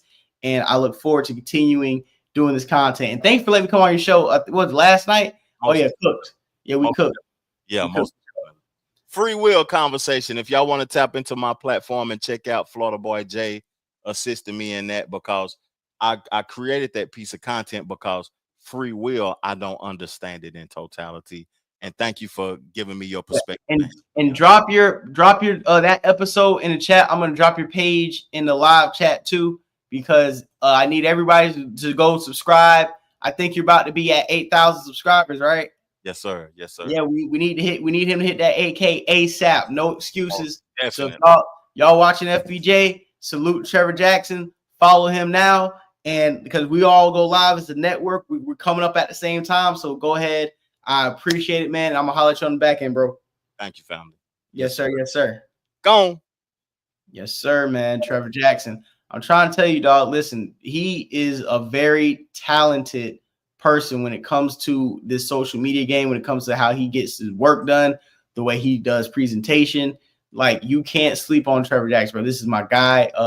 Definitely helpful. So if you guys need any type of assistance with, you know, the content, how he gets it done, you guys need some. Well, let me share the channel. Yeah. If you guys need some work done as far as the visuals, some production, I'm telling you, Trevor Jackson is literally the guy for that. The channel, yep, the link is right there. The link is right there. I just dropped it right here. So go ahead, tap in. Salute, man. Salute. Hey, we still got a whole show. I still probably got another hour and some change, man. We got this long show, man. I could have been anywhere in the world. I could have been laid up somewhere, but I'm like, know what, dog? We gotta get it cracking. We gotta get it cracking. This is where I needed to be today. And we got Bootsy. You know, Bootsy always got something wild to say, man. And before we play this, go ahead, hit this YouTube, Trevor Jackson TV. Go ahead and subscribe to the man. He did the genetics, man. You know, I'm not genetics, the graphics. He did the work. Salute May Cosmetics over there in the UK. My UK family outside, man. Appreciate it, man. He tapped into the show. 1913, Johnson was convicted under the Mann Act aimed at curbing human trafficking and prostitution, primarily due to his involvement with a former prostitute, Belle Schreiber. You know what I'm saying? It was crazy. It's crazy, man. So we're going to get this Bootsy clip going. Since Diddy, and people been saying it ever since Diddy got, got off on the serious charges, there's going to be a lot of people coming out of woodwork supporting him the whole time. I ain't saying Bootsy wasn't supporting him the whole time, but, you know, Bootsy talking a lot more now. So let's get the video cracking. Man, I'm so glad Diddy free, bro.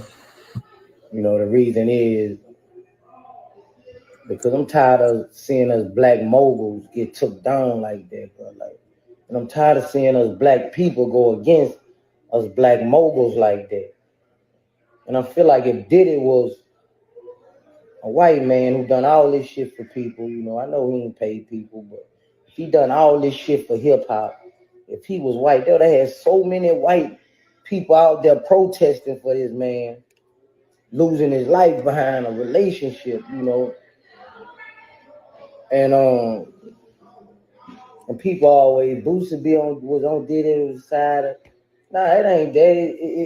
It's because I'm thinking about 7 children. Y'all thinking about one person. I'm thinking about these 7 kids who've been in my kids' position. Not knowing if your daddy gonna come home or not is a burden on the child. So all y'all was like, no, I'm thinking about them damn children, man. So man, I'm glad he free, bro. You know, like I've been said, I don't feel he was guilty of nothing, you know, nothing but domestic violence, you know. But the court spoke, man, and man, I'm happy that dude children, man. I know his feeling right now, bro. I'm just happy for them children, man. So, you know, Diddy, sit your ass down somewhere. That's what you need to do. Grab Stevie J and your children and get the fuck on. Why you gotta grab Stevie J? Boosie always got some suspect shit to say, bro. If you ever peep Boosie, he always got some weird stuff to say. But we got a nigga who's crashing out the baby. I'm telling you, we playing clips of all the reactions, the wall to wall. Say, I'm thinking about them children, man. What do you say? I'm thinking about them children, man.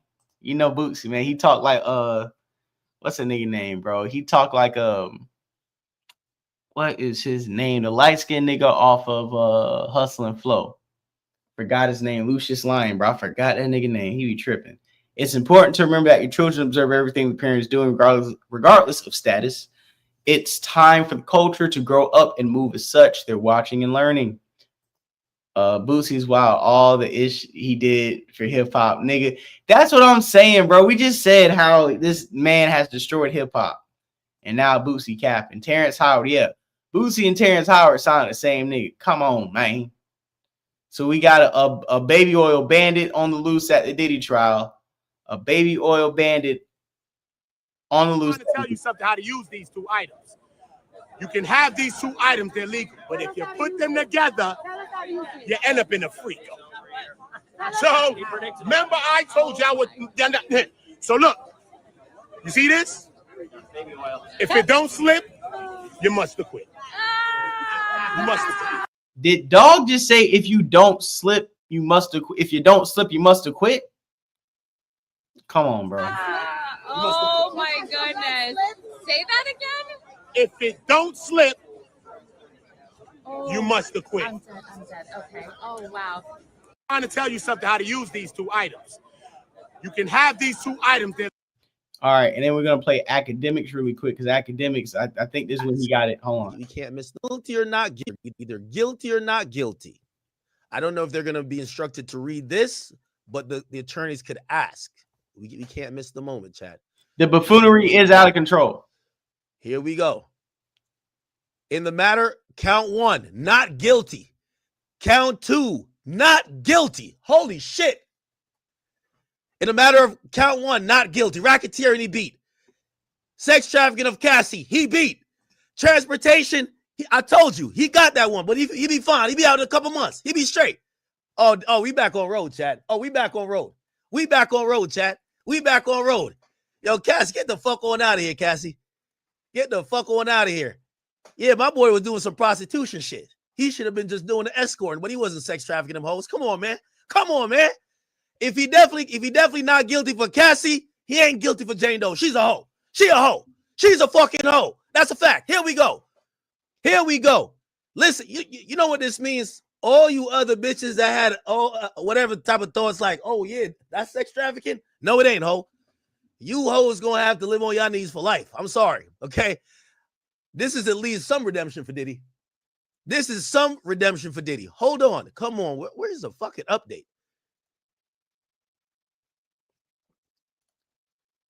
Come on, Inner City Press. Sex trafficking for Jane Doe? No, not guilty. Transportation? Guilty. 2 out of 5, chat. That boy beat the case. He beat the case. He beat the case. He beat the case. He might even come home today. Time served, man. Time served. All you Cassie Jane Doe hoes, it's a wrap for y'all. That shit is over. And they should, I wish this judge could have dismissed all them civil suits too. All y'all niggas go back to being broke. It's okay. Give this nigga back his baby oil and let him go have his Astro Glide. Let that man go back to the pre-freak office crazy chat. I might have to put in an RSVP. I ain't even going to lie to y'all, chat. I might have to RSVP, chat. I might have to be the next one, chat. This nigga crashed out. Axe said, yeah, Axe was talking crazy to the teenage boy. You heard he said he might have to get the next Diddy freak off. Come on, man. Oh, we got more Plantation Jubilee highlights. Listen, this is the Real Nigga Network, so we got to show y'all the, you know what, ESPN had the top 10? Right now, I'm showing you the top 10 of Jigaboo, Soft Shoeing, and Hucklebucking from niggas today. You know what I'm saying? This is what I'm showing. This is top 10. We going down. You know, we got, you know, this is the LeBron James of Hucklebucking. We got Charleston White. You know, he got something to say. I ain't play the whole video because he might get his vein. You know, Charleston White be crashing out. So here we go, Uncle Charles. I miss my Uncle Charles, y'all. I told y'all I was gonna beat them Chargers, but I'm on Woody ass. I'm not worried about nobody but gangster, killer, snitch. Woody still playing like he a killer and he a gangster. Somebody tell. Hold on. Before we play this, I haven't watched this clip yet, so I thought he was about to go at a Diddy. So we gonna play this a little bit, but if he go off the rails, I got another clip ready. So hold on. Hey, Charleston White, they tell that stop playing before he lose that other eye he got. You like content Atlanta, them script clubs ain't safe, buddy. I just playing. This is content. I don't want to do no harm to that fool. Charleston White seen me in the studio. I had my head down, hitting around and ran. This on everything. Say Woody Woodpecker, but my daughter so smart. Your daughter retarded. And she handicapped, disabled. She can't do jumping jacks. Woody, we heard the tapes. When you was in jail and you was needing to get out of jail and you didn't have no money to get out of jail, who you called? You didn't call the Ghostbusters. You called Detective such and such. Hey, they got me back here. I can't see the TV. Yeah. They won't. All right. We ain't. I don't listen, dog. I thought he was about to talk Diddy. All right, hey man, y'all want to see some buffoonery? Hey, listen, I said we got a top 10, bro. We just gonna skip to the number one biggest thing. This, y'all want to see it? Here we go. This is what y'all been waiting on all day, right? This is what y'all been wanting to see all day, right? Y'all want to see the buffoonery? More oil in real life. Baby oil.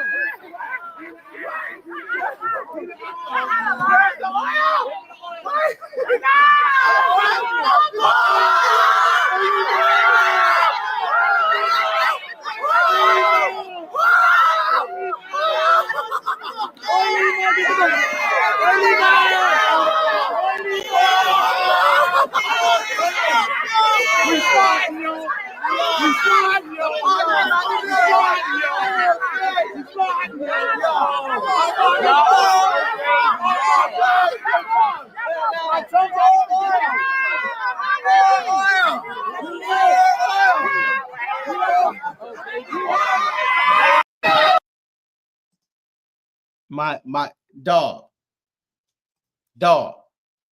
See, I had to remove my face from that video.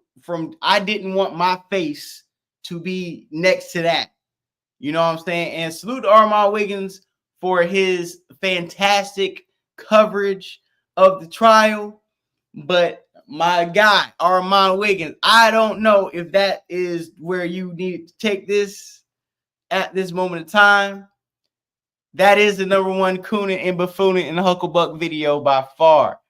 The whole group is buffoons, man. Sidewalks over the city gonna be slippery as hell tomorrow. Man, salute Scam Likely posting this, man. Thank you, man.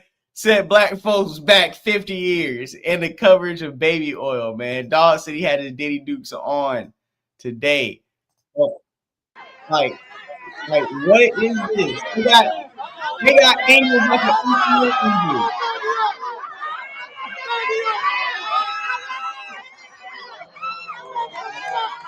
Mammy going wild.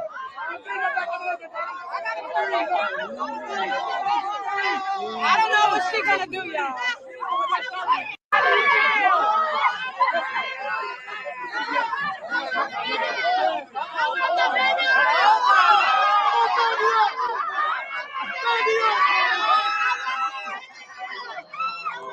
Hey, what did you just? I gotta read that comment, man, because I can't say that I disagree. Is niggerism. That's the real problem. The real problem is niggerism. That's the real problem. What did you just say? The real problem is niggerism. That's the real problem. The real problem is niggerism. That's the real problem.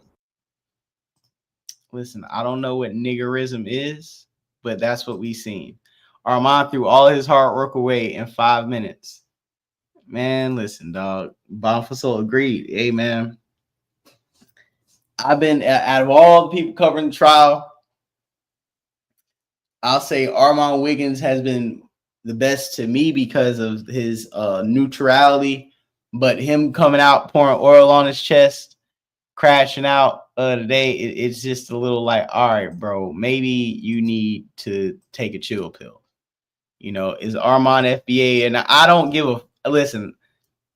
It don't matter. Sometimes black folks in general can do something so outrageous. Asking their lineage don't matter no more. We all lose. Sometimes niggas can just niggerism can be so strong. Asking where your family from is irrelevant. That it is niggerism. That's what the pastor said.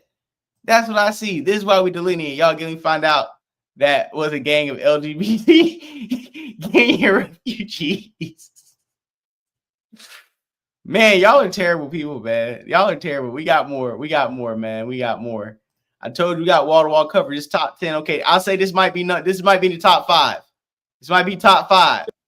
Best friend. Hold that up for me and kind of explain why you're giving those out. What made you want to do that? Honestly, the show the stuff explanatory, right? So he's in here for doing this, right?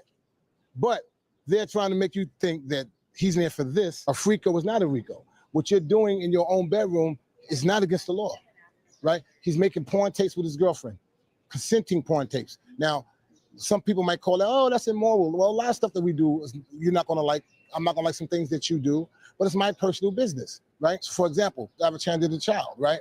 My child is going from male to female. I'm a single dad raising my transgender, right? You got some people that will say, well, how can you, that's my child. My love don't have an expiration date. Is Diddy supportive of your child too? Oh yeah, absolutely. Yeah. Why wouldn't he be? That's his niece. Why wouldn't he be? Best friend. Hold that up for me and kind of explain why you're giving those out. What made you want to do that? Honestly, the show the stuff explanatory, right? So he's in here for doing this. Let me go ahead and put myself back on the screen. Timestamp Tiffany, what's cracking? How we doing, man? Going on, Florida boy Jay, and everybody that's in the chat tuned in. Absolutely. What's popping? How are you feeling about this case and what we've been seeing with everything today? Just you have the floor, you got the ball, you got the mic. Call ISO and Cook. Do your thing. I won't even interrupt you. Just go ahead. With my my volume and everything. Yeah, everything. The volume's good. The mic's good. Everything's good. Okay, thanks for having me again. I just was like wanted just to tap in. I'm not going to hold you. I'm not going to stay long. I'm glad that you had a panel because I had asked if you were going to do the panel up, but I just wanted to talk about just the weeks and weeks of new media and everybody who took the time to cover it. It was really good to see all these different perspectives outside of so-called mainstream media, but right. I just can't get with this clout, and just like we were discussing buffoonery is one thing to cover it and have all these different perspectives, which everybody have been doing such a great job so far, but just to see them outside of the courtroom just acting in this way and using their platforms just pretty much just to go up in flames is embarrassing, and not that we are what's the word that a monolith. We're all not supposed to go off a level of decorum that's supposed to please white society, but it's still a level of, like we just said, decorum and a level of class that you're supposed to carry yourself with. Right, and it's a way that you can show your support or lack thereof. I just think that they just went too far. It was just real goofy to me, So that's the part that I didn't like, and especially tuning into so many other ones, like a podcast with Soul. I really liked how he had been covering things so far, even on with the theatrics. But it's just too much, So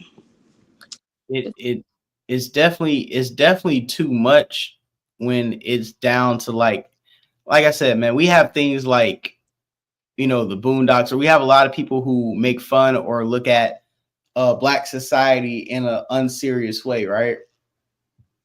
And when we have certain things where, okay, it looks like we're getting a win, or it looks like, and I'm not going to say this was a win for Black society or anything, but let's not kid ourselves thinking that the majority of Black people weren't hoping Diddy wins. It was like an OJ thing where we know you don't really rock with Black folks like that. We know you wouldn't, spit on us. We're on fire, but you are kind of being used as a symbolic tool of right.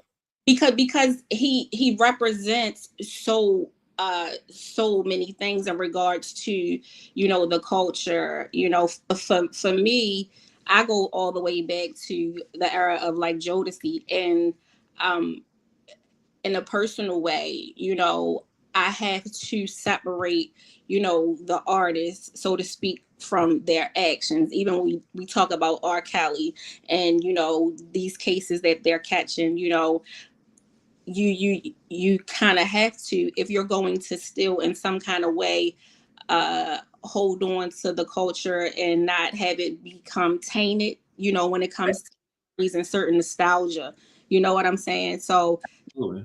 That's the thin line for me when it came to the whole case, and just kind of waiting to see what happened, you know, because for me, I felt like he was just he was guilty in the public's eye with everything that was put out, all the lies, all these different things that ended up coming out, you know, during a court case that we saw that just weren't true. It's like, okay, we all hearing the same thing, you know what I mean? So Yeah, and it seemed, like I said, from the things that once they finally pressed charges, or we heard the feds were looking into them, we had surviving Diddy documentaries in like 48 hours.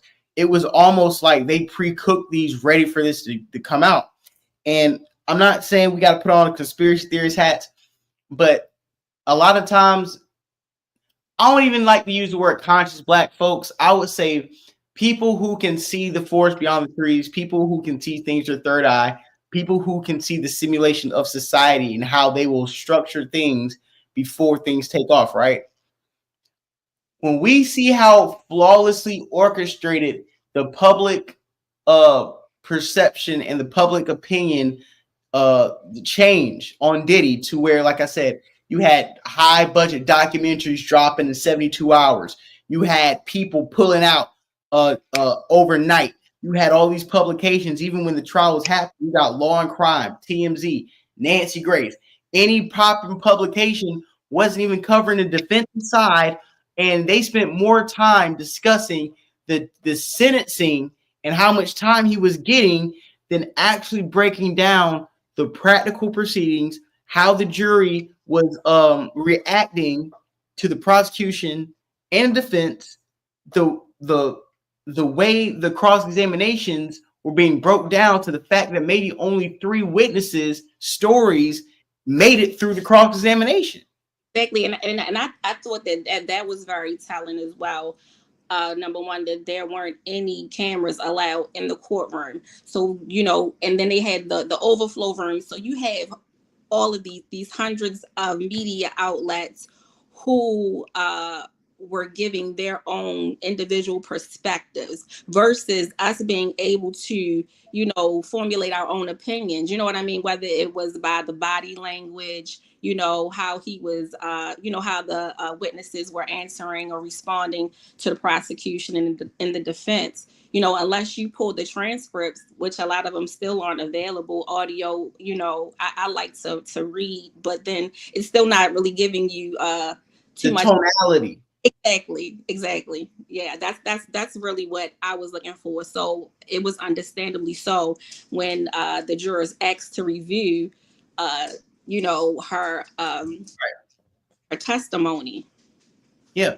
And then when they had juror number 6, and this is why, like, people like me or you or a lot of the people who like watch YouTube and been covering the Sean G's, the Tessa Tales, the Sarah Cohens, and a lot of these people, when the juror number 6 situation came out, and you had Tessa Tales doing 3 episodes in like 2 days, and just driving point that, oh, juror number 6, it's a black guy, he's lying about weird, and it's like, when we keep hearing that, okay, you guys are trying to slowly take out all the black jurors, or just, like I said, some of the information where it's like, okay, distribution went from I'm selling drugs to now that I'm giving drugs out for free because this is your high.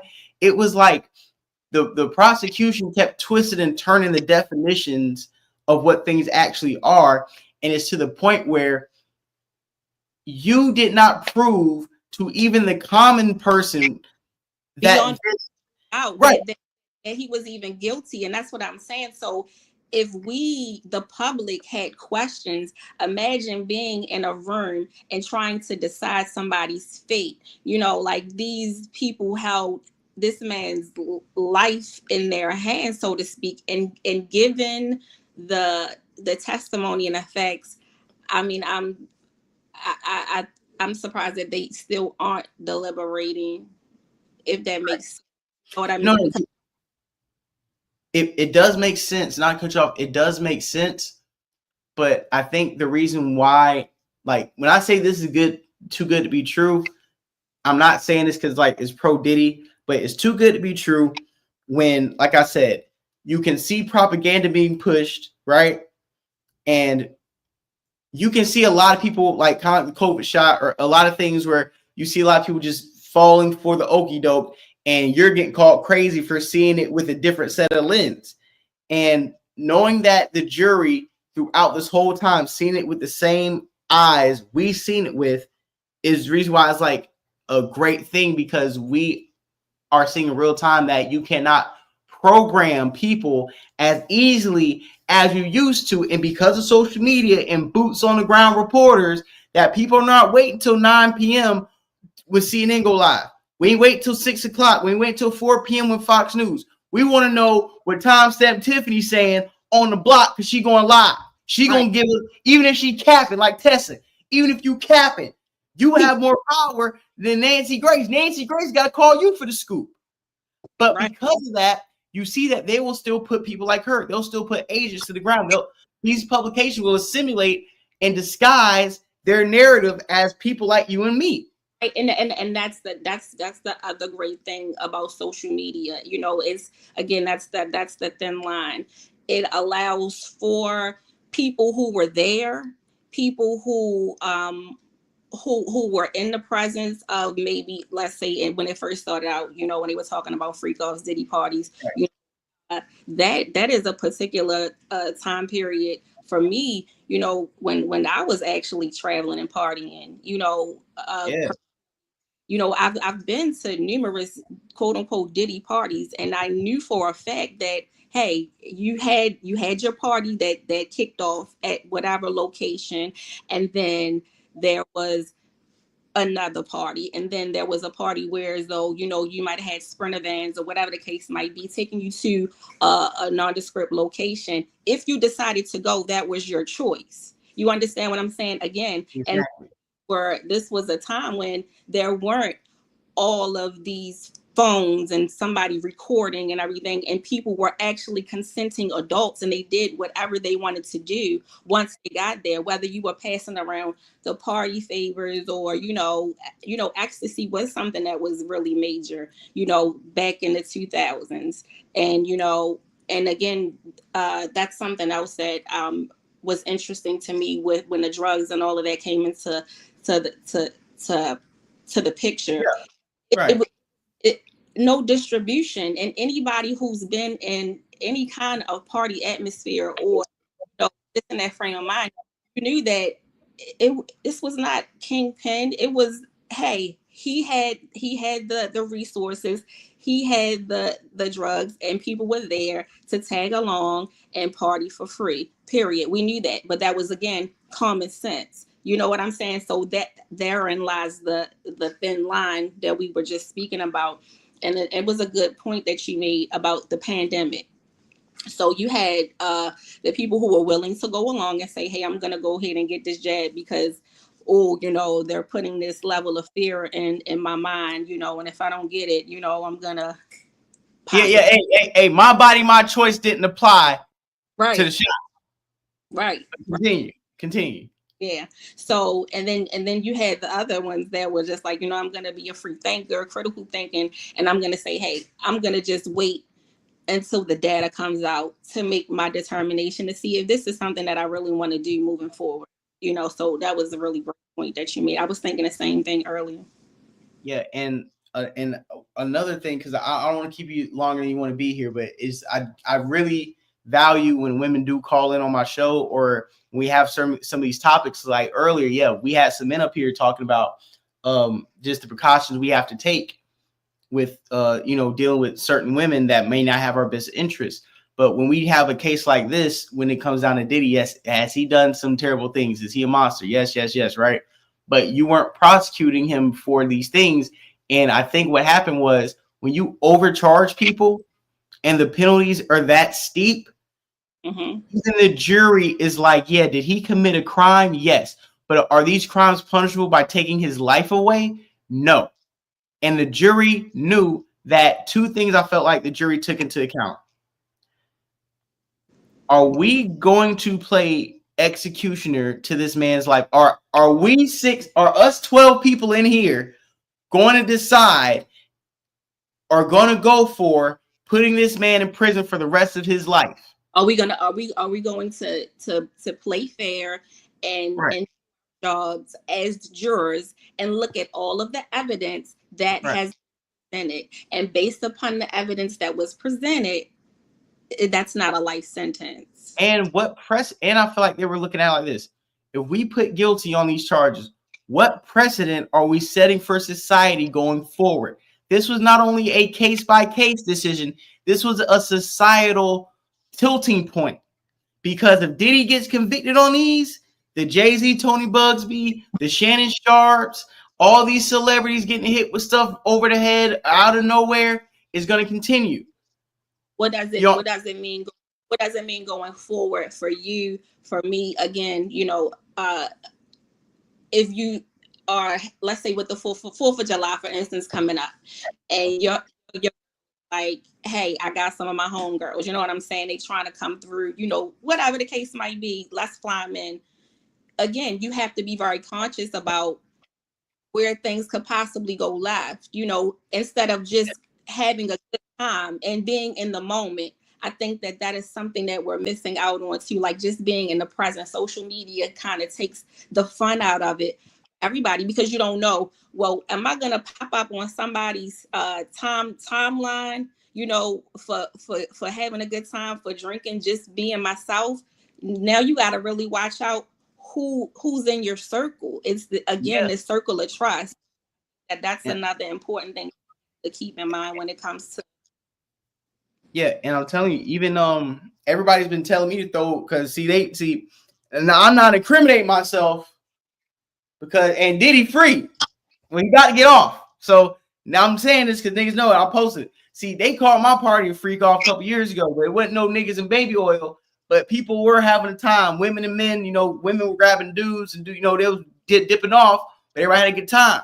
Niggas were trying to get me to throw another one, and I'm like, hey, no, I want to, but what's holding me back is, like, I don't want people to invite somebody do something, and now I'm liable for what you did with them. Or thank God that, like, okay, this would look weird if, like, this wasn't your cousin or this wasn't your sister, but because your relatives and it's more of a tight knit, somebody down the line looks at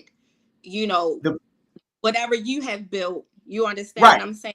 Down the line and be like, hey, that party 3 years ago he threw, now that he up 200K. Oh, they did something inappropriate. Let me get that. I got some footage from what happened a year ago. That's the unfortunate thing, and that's again where I feel like we have to draw the line at some point when it comes to how we go get my bad. I don't want to cut you off. Oh, just draw the line again when it comes to what we put out there for the public to consume, who we have around us. Again, we brought up the case before, you let me into the show, but with Boosie discussing his children and everything. And yes, he has young girls, he has young men, so he has to move different. So I do hope that, he looks at his life in a more retrospective way and say that, I have these young daughters, somebody could possibly take advantage of them, or, they could be facing whatever the case might be, just be put in a precarious situation like that. We have to remember, that the children are watching us, and it is our responsibility to make sure that we are acting accordingly. And with social media and the way that we can change the tide, so to speak, I think that it's a great point for us in the culture, even when it comes to the justice system, again, to let them know, hey, we are watching, we are keeping tabs, and, we're not going to allow for you to railroad, our moguls or people who have contributed, and we gotta police ourselves. Black, white, Hispanic, we gotta police. We can't wait. We can't do everything we see everybody else doing because we're not everybody else. We want to know who everybody else know. We could all be doing the same thing. Police come in here and just grab me. Yep. More facts. Hold on, we gotta pause. Dog, Mo Facts is in the building. What's going on, man? What's up? What's up, FBJ? Man, dog. Hey, man, the Diddy trial done popped off. We didn't got the news. Man, Mo Facts. I gotta know what you're thinking, man. I gotta know Oh, you know what I'm thinking? Tacky, trashy, and terroristic. That's as good as it gets with us. And we gotta be honest. What Diddy did in this quote unquote black excellence that everybody want to talk about was no different than them niggas out there pouring baby oil on themselves jumping around. It was no different. What he's known for and famous for is no different. What is he known for? Getting jiggy, getting jigabooish. You see what I'm saying? But when we get a raw dose of it, we can't do that. Oh, we shouldn't do that. No. This is what he was selling: crime, perversion, and like I said, I grew up on. I'm one of these people. I grew up in the era. I was a teenager doing bad boy peak years, but you have to look at it and say you can't condemn those people that was out on the street doing the minstrel show and not see what Diddy was known for with the shiny suits and smiling in the camera. And you know what I'm saying, pushing transgenderism in the Biggie Smalls videos, you know what I'm saying, as some kind of excellence. Hey, or having ashy niggas at the 95 Source Awards set in boxers with bad boy signs on and nobody paid attention.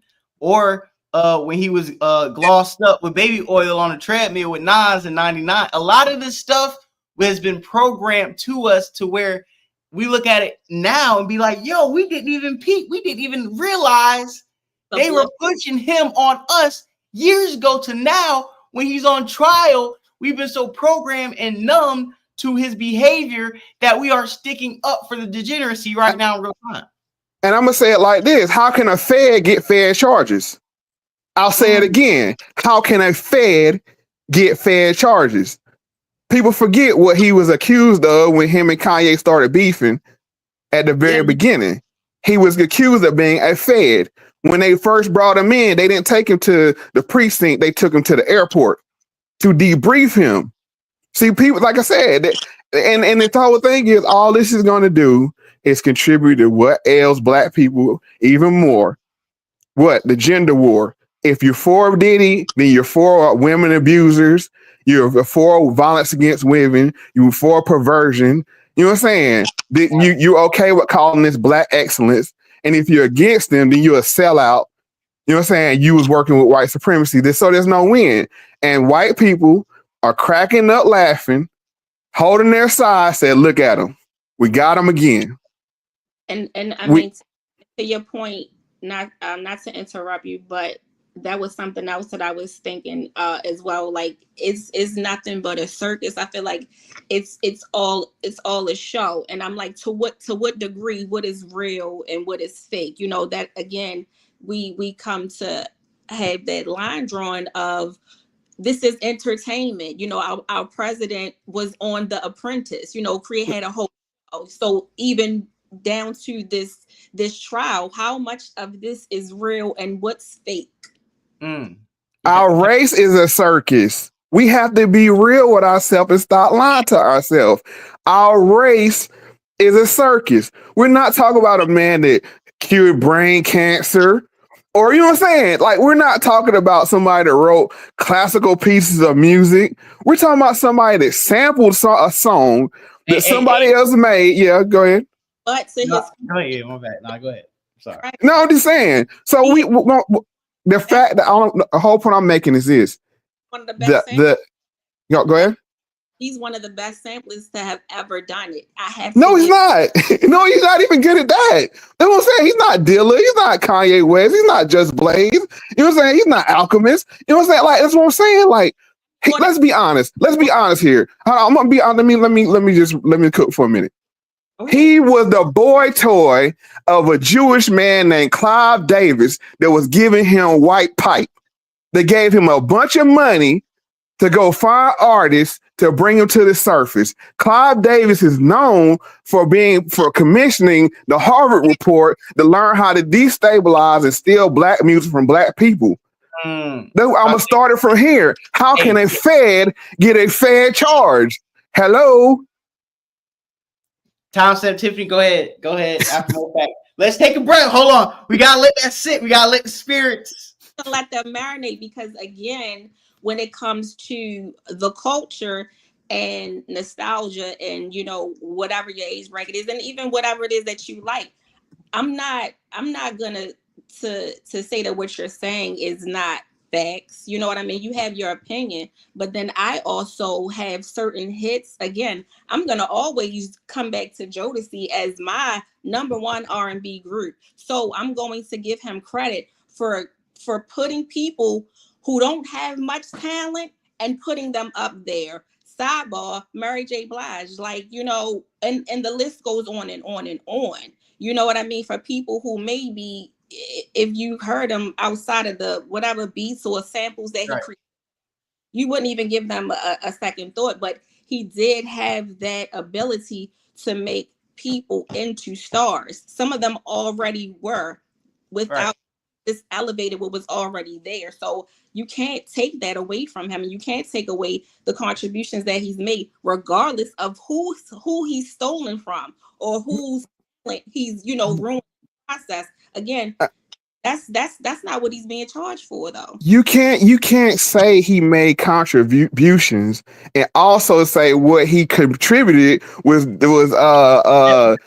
negative and destructive to our people. You know what I'm saying? Like, you can't say that, like saying, "Oh, Jay-Z contributed crack to our people." Look at his contributions. You know what I'm saying? Like, you can't do. Go ahead. No, my bad. I was just about to say, like, that's like when niggas stand behind Big Meech, when they be like, "Oh, he a legend in the hood." All the things, he got niggas money, and it's like, yeah, but it was through crack. That's what I'm saying. Like, within this, but see, this is what's wrong with our people. I told you, our people, and this is what people get so frustrated with me, because what I do is I don't get up here to grandstand. I say I look myself in the mirror. I have the same poison in me as every other color person has in them that was put there by white supremacy. The only difference is I don't lie to myself. None of this, like I said, we are serious about silly things and silly about serious things. You know what I'm saying? And the thing is one thing that Diddy, he might go put a pistol in his mouth tonight because he realized I'm only nigga famous. Possibly. He didn't get the big headlines like he thought he would. You know what I'm saying? Like a big Hollywood executive or somebody like that would have got. He's nigga famous, but he's always been nigga famous. Let's just be honest here. But he's go ahead. But again, it poses the question: how much of this is he actually in on? Is he in on the fix? You understand what I'm saying? You know, is real? Is this just all for show?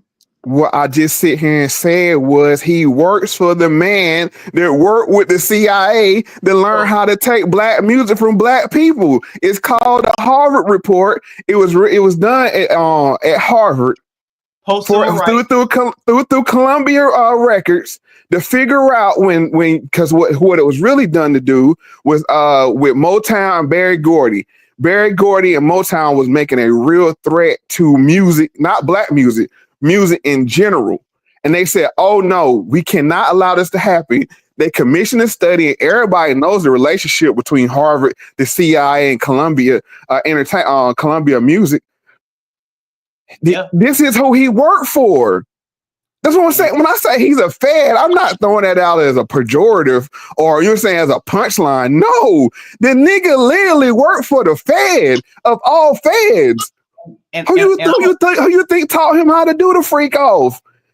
And hold on, and I'm gonna go back for two things. Even with that Harvard report, one of the main things they realized, because the music that they had to really study and dissect was some music that was a soundtrack to the civil rights era. You know, some of the Earth, Wind, and Fire. What they really had to do was start taking live instruments out. And once they understand you start taking live instruments out, then you can pretty much cut the budgets of these artists and these bands. You don't have no more big band production music anymore, and they know the instruments and the vibrations of that is kind of what is the medium through black music.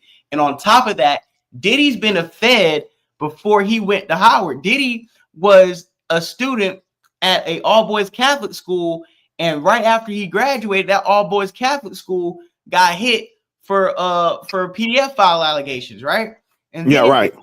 And then if you peep, the hip hop police was invented in New York for Puff Daddy. Hip hop police and Puff Daddy time. Yeah.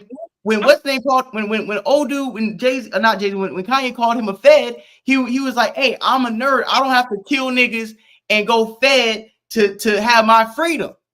Right. Who you think he was talking? That was right when he was beefing with Diddy. That's what I'm saying. How we got here is him beefing with Kanye. Kanye called him a Fed because of what Kanye was saying about them people that swear the small hats that, you know what I'm saying, we really can't talk about. You know what I'm saying? Right. That's what really set everything off. But who was one of the people that we really can't talk about? Clive Davis, who was, you know what I'm saying, his boyfriend, who taught him how to do the freak offs. And guess what? Like I said, going back to the Harvard report. Like I said, I'm not. This is a back to the Harvard. Go ahead. Tiffany, I'm gonna let Mo land his plane. I'm gonna pass to you, Tiffany. You can ISO it. Go ahead. Back to the Harvard report. What I'm saying is, it created literally what Diddy is. They said we can create figureheads, executives, not record label owners, not people that own distribution companies, executives. We can give them access to money, to capital, but they have no ownership. This is how you get a Diddy. Diddy was one of the first moguls, the modern young moguls. You know what I'm saying? You had the Andre Harrells and, you know what I'm saying, the R&B type niggas. You know what I'm saying? But he was one of the ones like the young, fresh, fly that made it like, oh, we really making moves, but you have no ownership. And you saw the same thing that got him with the liquor. No ownership. And that's really what got him jammed up. Because like I said, you can talk all that. He can talk all that what he wants to the black people and whoop on black people and kill us and everything else. But when you get in a white man face, this is what happened to you. And like I said, it ain't over yet. I'm about to land my plane right now. What they learned from Bill Cosby is we can't throw him in jail until we drain their pockets. Because that's why they let Bill Cosby out. Because when you're in, what you're going to see next, I'm telling you what you're about to see. You're about to see a slew of civil cases against Diddy because they set him up to be a trick and to be to make it so it seem like that is a deviant. So now every woman that comes against him like Bill Cosby, you're going to have the Diddy 50. You know what I'm saying? All these women that keep coming forward until they drain him, and then he'll be an old grave nigga in jail like R. Kelly. And I land my plane. And listen, I want you to go ahead and cook timestamp, Tiffany. I know me and Mo came in here. We on fire. You on fire too. I need you to cook because when you get the cooking, I want to play a video that leads to all of our points that is kind of showing that and it's something actually Trevor Jackson we talked about yesterday. Do we have free will, or are we living in an illusion or in a simulation of an illusion? And when I play something from Diddy from 95, it's almost it's crazy of the parallels that we're going to see after we go ahead and land our planes. But Tiffany, go ahead and cook. Let me know what you're thinking. I'm really enjoying the dialogue and Mofax. You know, I've come up on your channel, and I always love that I'm learning something, you know, new, and I respect where you're coming from, and I'm not denying that what you're saying is true.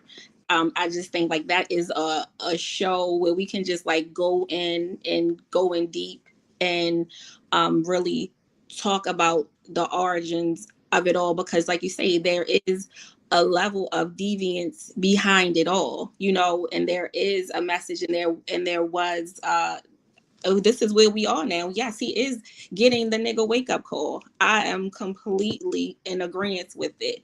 But again, from my perspective, there's no denying the contribution that he has made, whether you agree or not, in regards to music, whether he's stolen, sampled, he has put a lot of people into positions where, as though, whether you want to deny it or not, the music still resonates in your mind, in your frequency to some degree.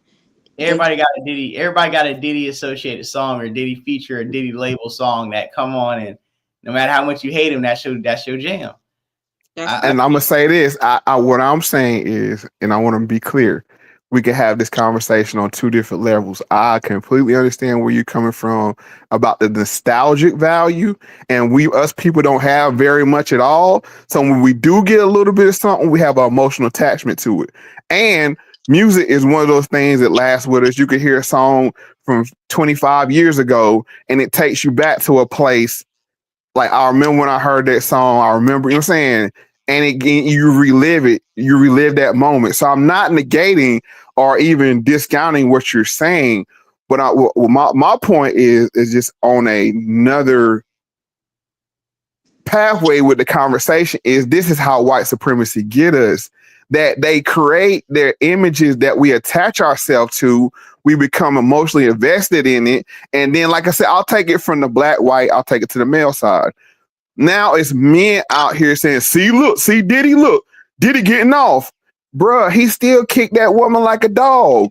So when you say that, it makes you seem like you're co-signing a woman beater. You see what I'm saying? This is the trick bag they always get us in. And that's all I'm saying. We have to be careful when we have these conversations that it's had with nuance, because you can say, hey, Diddy made songs that, you know what I'm saying, that I remember when I was a kid or when I was, my parents played or whatever the age group is. And you know what I'm saying, it was fun times. But at the same time, when we go out here and try to protect these people or say, live through them vicariously to say, hey, see, women be lying. Bruh, he's on video. Unless it's AI, he kicked that and beat that woman like a dog. So whenever you co-sign that, as me, I'm speaking for men now. When we say anything, it makes it seem like we condone that kind of behavior. And I'll land my plane. And the video footage showed that. You know what I'm saying? That was something else that was put into play to line him up. Has my father ever put his hands on a woman? Probably so. Probably so. I don't know what he did in his former life. You understand what I'm saying? But even we're going to talk about a Stevie Wonder, Diddy is not the only artist who is in my catalog of nostalgia. I have a vast taste in music. It doesn't begin or end with Bad Boy, Uptown Records. I was just making a point. But back to what I was saying in the beginning, if I personally, if I, as you say, emotionally invested myself into every artist, every person that's in my playlist, then I would never enjoy music because I don't know what they're doing behind closed. You don't know what your favorite artist is doing. I think you misunderstand what I'm saying. I'm saying the music in general. We have an emotional attachment to music because of the emotional power. I'm a music lover. So what I'm saying is they understand that, because one of the areas of activity in white supremacy is entertainment. That's why they are so invested in making sure they control the entertainment that we consume, down to, you know what I'm saying, like FBJ was saying, they've gotten so savvy with it that they've made people that look like they're independent YouTube contributors, you know what I'm saying? So we have a trusted relationship with them, but they're really working for the system. You see what I'm saying? So I'm not, and I think you're misunderstanding what I'm saying. Music itself, it has a draw, you know what I'm saying, in your emotions because of what it is. So we're all going to be attached to, I mean, that's why they have scores for movies, because certain chord progressions can evoke certain emotions. So that's why I say I wasn't negating none of that for you or anybody else, I mean, even myself. But what I'm saying is they attach that emotion to terrible people. You know what I'm saying? That way, it fries your brain because it's like, I really like this person, but he's a piece of shit. You know what I'm saying? So it's like it leaves you in limbo, including myself. Like I said, Like Jay-Z was one of my favorite artists of all time. Go ahead. That I would condone someone who beats women because because of the statements that I made. Yes. I didn't say you. I said for men. I was speaking for men and how it's perceived. That's why I said, hear what I'm saying. That's why I said, well, just take it to men. If a man comes out supportive for Diddy, what it looks like is you're condoning a woman beater. You know what I'm saying? In the gender war. It's like, oh, misogynoir. You know what I'm saying? You know how they hit you with them terms. Like, oh, it's like, no, he beat the system. Oh, no, you just want to see a man that like to beat women get off. You see what I'm saying? This is the trick bag that we're in. So it's like, that's why I was very silent on this situation, because I'm like, bro, this is a whole play. So whatever side you get on it, for me, like I said, I'm speaking for me and only, you know what I'm saying? Because we're all entitled to our VGQ, you know what I'm saying? But for me, I was like, I got to be careful how I take this, because somebody could paint me as a condoner or a woman beating. Right, and I think that that's what this case highlights. And anytime there is a pivotal, a case like OJ, even though that's what they want to compare it to, anytime the black man is fighting for his life, Michael, Kobe, yeah, all these niggas. but for some, it's not that deep. For some people, it's just a matter of, hey, this man is on trial. He's fighting for his life. Again, this is something that happened in a hotel that was recorded, that he was extorted for, or whatever the case might be. But still in all, this man is fighting for his life for a RICO charge. Right. Have the evidence that substantiates these charges. Where is the proof? That's for some, that's all it boils down to, because possibly they may have been fighting for their lives at one point in time. I had to fight for my life at one point in time, more than once. So for me, yes, it paints a clear picture about where we stand as so-called the balance of justice in America. You understand? So that's all I'm trying to say. But my point I'm trying to make is, like, not to you, but just my point I'm trying to make is that they give us these flawed characters. Just like for Bill Cosby, you could say, okay, when you look at Bill Cosby in totality, was he positive or negative? You see what I'm saying? But anytime you say, you know what, I think the Cosby show was positive because you understand, talk black kids about college, you understand, opportunity, see a black doctor. Oh, you like a woman? You like a rapist? Excuse me. You say, huh? No, I'm saying it's like they was like, oh, you was Bill Cosby and bitches too. And you be like, nigga, no. You see what I'm saying? That's what I'm saying. You guilty by association. This is why they keep rolling these out. Every time one goes away, another one pops up, because they want to keep the gender war going. You see what I'm saying? That's the whole point. They want to keep the gender war going because the truth be told, the FBJ hater on earlier, they don't want black men and women to have healthy relationships. So the best way to do it is to poison them through social media and what's going on in social media society, because that is our meeting place. Right. Go ahead. Real quick. It's something that, again, we also forget that we control the dial, is that we control the narrative when it comes to what's hot and what's not. And I think that that's something else that is important, that we have to take ownership and own the culture, own that everybody's always watching us and copying and biting. And if we're going to just focus on the negative, or we're just going to focus on the kingpins, or we're going to focus on Bill Cosby's, then what does that say about us? But go ahead.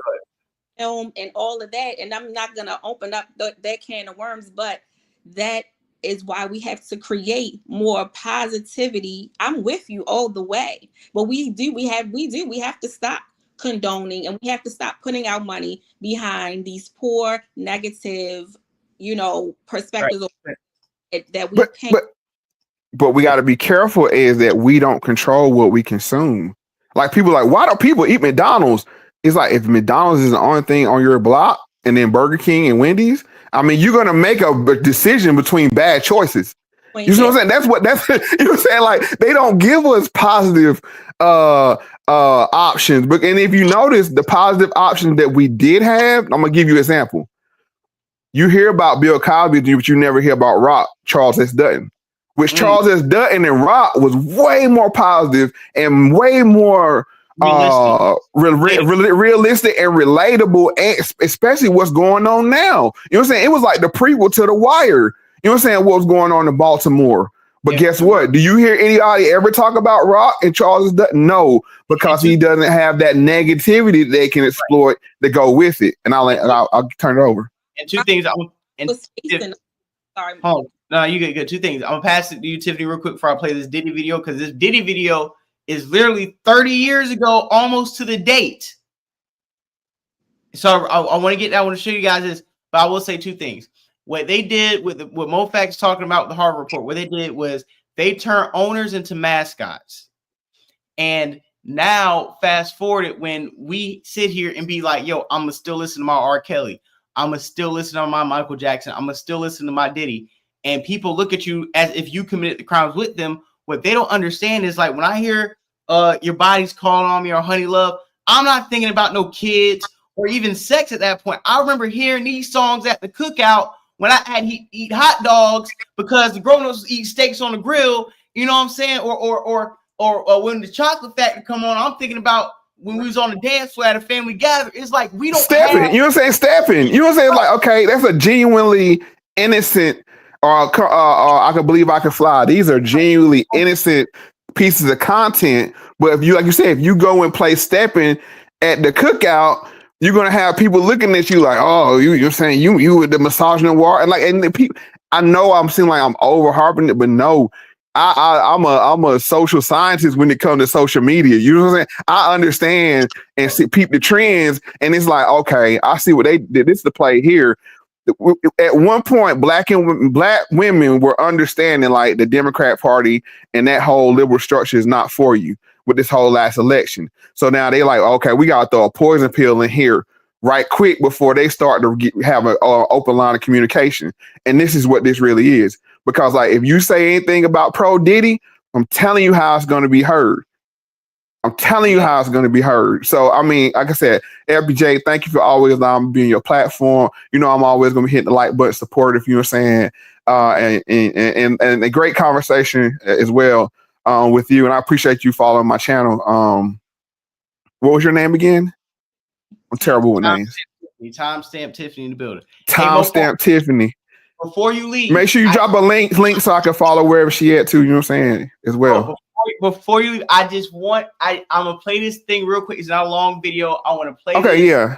And I just want to see because you know we talk about like how Donald Trump or a lot of this is theater, right? Mm-hmm. And even looking at certain people's music who's died, you know, oh, they predicted their death or they predicted their present. This stuff is long form theater. Or when you were talking about, oh, if he was feds, why do feds get fed charged?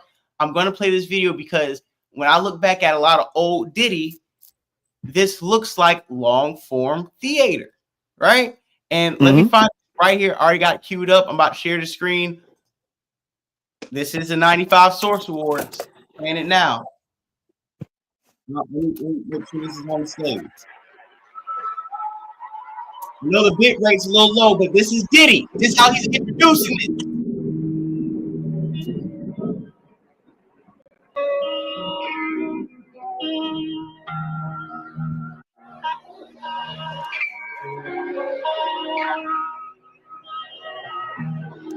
No,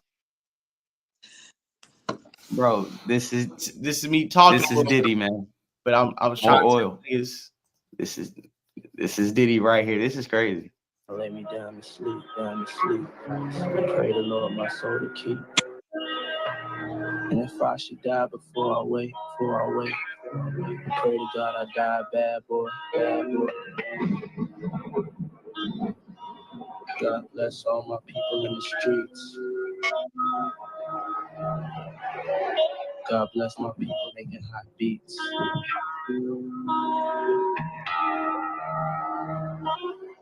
God bless all my people's locked down.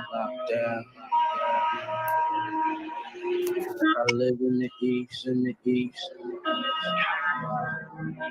gonna die in the east.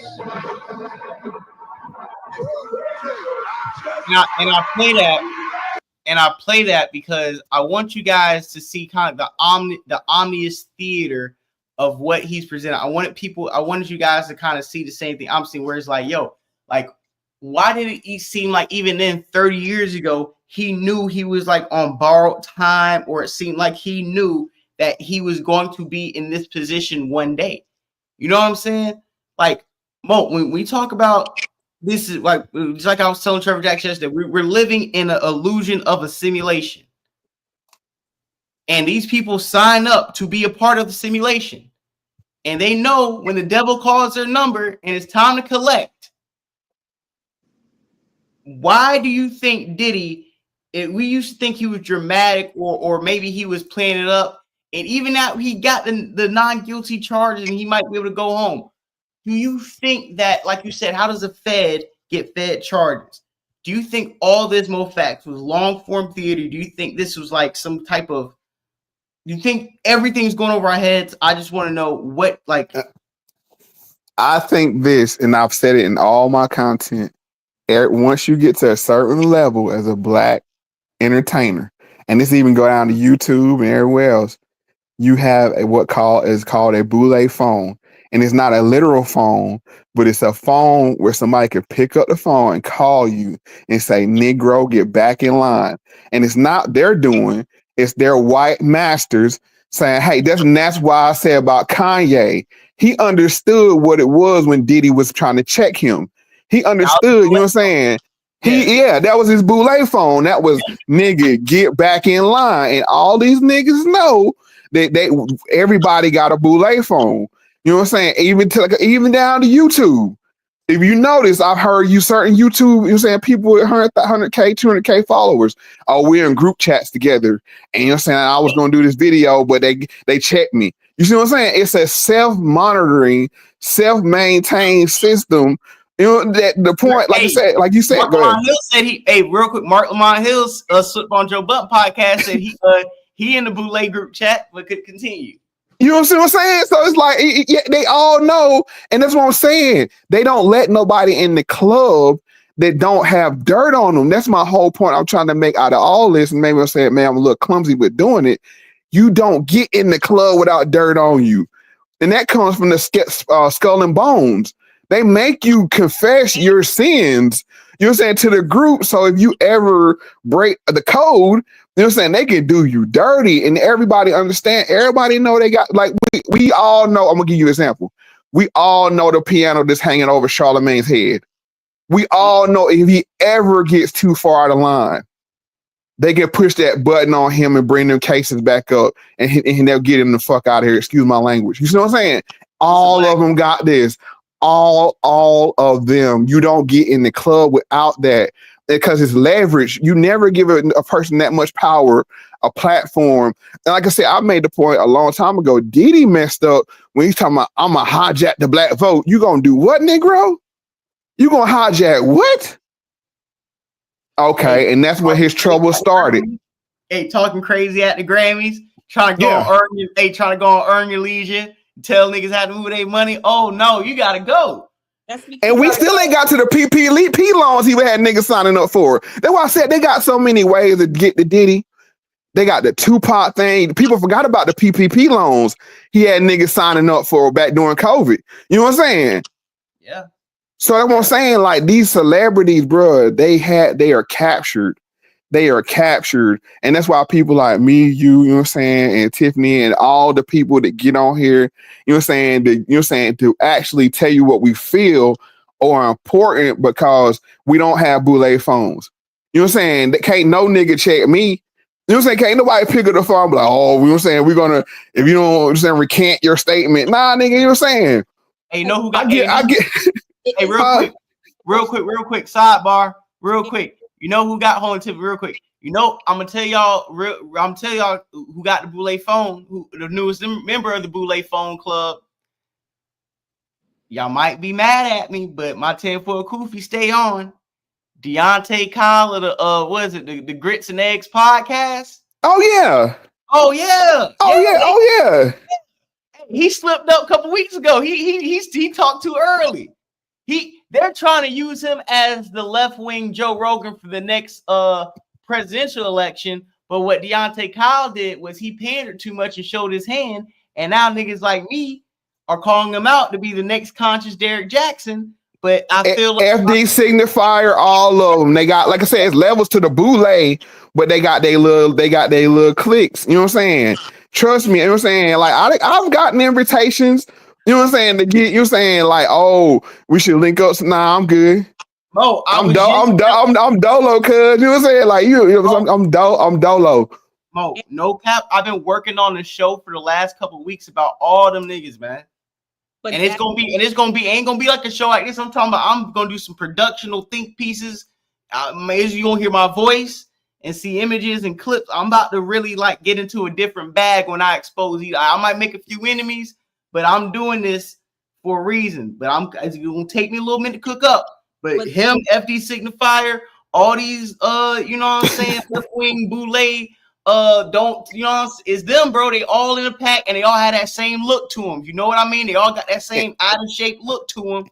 And it's that solidarity what it is, because if you in the clique, you got to be pro LGBT, pro Palestine, pro feminism, pro, you know what I'm saying? That's what he was kicking when he was saying that.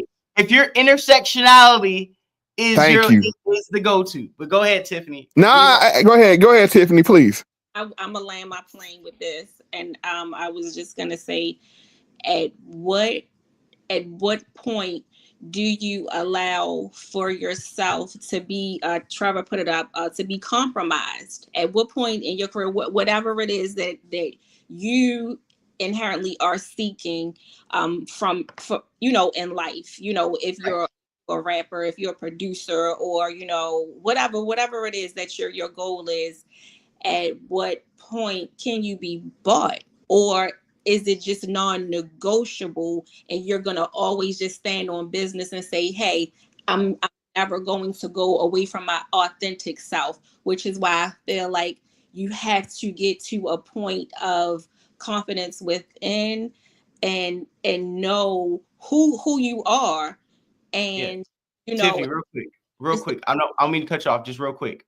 I'm gonna say this. I don't mean to let niggas know that too fair and real, but I ain't never met a pro-black nigga with money, and I'm gonna keep letting you talk. So yeah, I mean, is it really worth it? You see so many people who, you know, get to a certain point and you're like, damn, how much money did they have to give you for you to just the coon out? You know what I mean? Because you can always see when that tide turns and that person goes from being authentically themselves. You know what I'm saying? I'm gonna use, since we did use Kanye, we talk about, you know, his first album, you know, and just how he just veered off that path. You know what I mean? And right. Like him, at what point, you know, did somebody, you know, just were they able to just, whoever the powers that, you know, just go ahead, yeah. Got you. You know what I'm saying? And, you know, are you willing to do this? Are you sell out your people, your culture for this? I think that's the unfortunate thing. And I hope that we can change the tide and we can come together. I know it sounds, you know, we can formulate, you know, that circle of trust and that group of people who are willing to stand on business and truly have some kind of ownership, you know, in this thing called, I don't know, whatever it is, you know, I don't know. I don't know where we are, honestly, because this all seems like a show. You're just like, what is real and what's fake? I'm just always asking myself, and you have to just always come back to the things that keep you grounded, whatever those might be. What's real, family, you know, your friends. And I feel like social media, you can't allow for it to come in and taint those things in your lives, because you're falling to the simulation pretty much. But fame is a hell of a drug, and I'll bring my point 360. Yes, sir. Fame is a hell of a drug. That's what had those people on the sidewalk today pouring baby oil on themselves, acting like buffoons for a little taste of fame. You see what I'm saying? Like you can't chase it because they can smell thirst. You know what I'm saying? Like everybody know what a thirsty nigga smell like. Pause. You know what I'm saying? Like, and it's like, okay, I'm oh, he really, you know, I'm gonna beat this nigga over the head. You know what I'm saying? For real. You know what I'm saying? Because he wanted too bad. And that's what the industry is nothing but thirsty niggas, you know what I'm saying? It's trying to get on. And it's like, oh yeah, you are you a walk for cheesecake? You know what I'm saying? It's like it's little stuff like that. You know what I'm saying? Like it's never something major off the bat. It's like a little loyalty test. And hey, go do this, go do this, do this. You know what I'm saying? And then you find out, you know what I'm saying? You okay now, pull your pants down and bend over. You know what I'm saying? It's like, damn, I'm all and I was about to say, because all those favors you thought you were doing, you thought you was delivering sugar, and you was actually moving bricks of coke. Yeah, you know what I'm saying? Like you get sucked into it, you know what I'm saying? To the point where you too far in it to go back. And it's like, well, I gotta see this thing through. But like I said, the people that's in the industry, they already are predispositioned to be thirsty. You know what I'm saying? Like you hear the stories, man. I was at the studio waiting outside the record label for. Yeah, niggas finally get the call. You cook up 5 beats for somebody's album. They use them. They don't even call you back. But you were so thirsty for the opportunity, you forgot to do the splits for the for the record labels. You know what I'm saying? For these organizations, for what was it called? ASCAP. You know, when you these people who pay you, you know what I'm saying, your royalties and pay you your statements for the splits. You forgot to do the royalty splits of who did this and who did that because you were so thirsty to get on the beat. Like people think Dr. Dre produced all of his beats. No, Dr. Dre was hiring ghost producers. Like most of these artists hiring ghost producers and having teams that are cooking up these tracks, but you're the face of it. So it's like, oh, the new Timberland beat, but it was 5 other niggas splitting a bucket of fried rice to make this beat. If they didn't cook it up in 2 hours, they would have to they all get kicked out. But I want to say salute to MoFax before I salute MoFax. I know you had to leave a little late, but thanks MoFax for tapping in, man. You really cooked. And Tiffany, go ahead. You know, longer than what I was going to, and thank you for having me. I appreciate the platform. It was a great conversation, and I look forward to coming back. Thank you. You come back at any time. Don't be a stranger. The door is open anytime you want to come in. You want to cook. You want to crash out. You want to add to the topic. Feel free. I appreciate it, man. I really am excited that I had this panel show. I appreciate you for mentioning it to me and, you know, helping me get this idea off the ground as far as having like a full panel. And you did a lot of contribution to the show. And I don't think the show would have been as great as it has been without you. So I just want to say thank you for taking some time out to contribute to the show because it means a lot. Yeah. Y'all have a good one. Safe holiday and yes, a swivel. Peace to everybody. Absolute peace out. Yeah, man. Listen, yo, this has been honestly one of my favorite episodes in a long time. Not only because of the topic, but it's like I said, man. If y'all been with me all of last month, man, we were going live. Felt like daily about the Diddy topic, man, and we'll be streaming for 3 hours, 4 hours. We'll come back and do two-hour streams in a day, and we'll be covering these topics. We'll be covering these personalities, these people, these new developments. And now we finally are at the end of the road, pretty much. It was a pleasure for me to come back and for us as a chat, as a YouTube channel, to have a culmination of a discussion. Thank you to Trevor Jackson. Like I said, man, Trevor Jackson helped me with visuals, with audio, coming in, contributing to the show with his great questions, the dialogue he had, the comments he had, MoFax coming in. You know what I'm saying? We really had a lot of great people come in. My boy from Chicago coming in. What was his name? I forgot his name from Chicago. Man, what was his name from Chicago? I'm drawing a blank. But salute to him, man, because he called in from the Star Report, like I said, a couple weeks ago, man. And I appreciate the fact that he found my channel. He came in, he subscribed, he contributed. Just like I said, man, it meant a lot for the show. Thank you, Carlton Wade. Thank you, Trevor Jackson. And my main thing and my closing statements about the situation is this.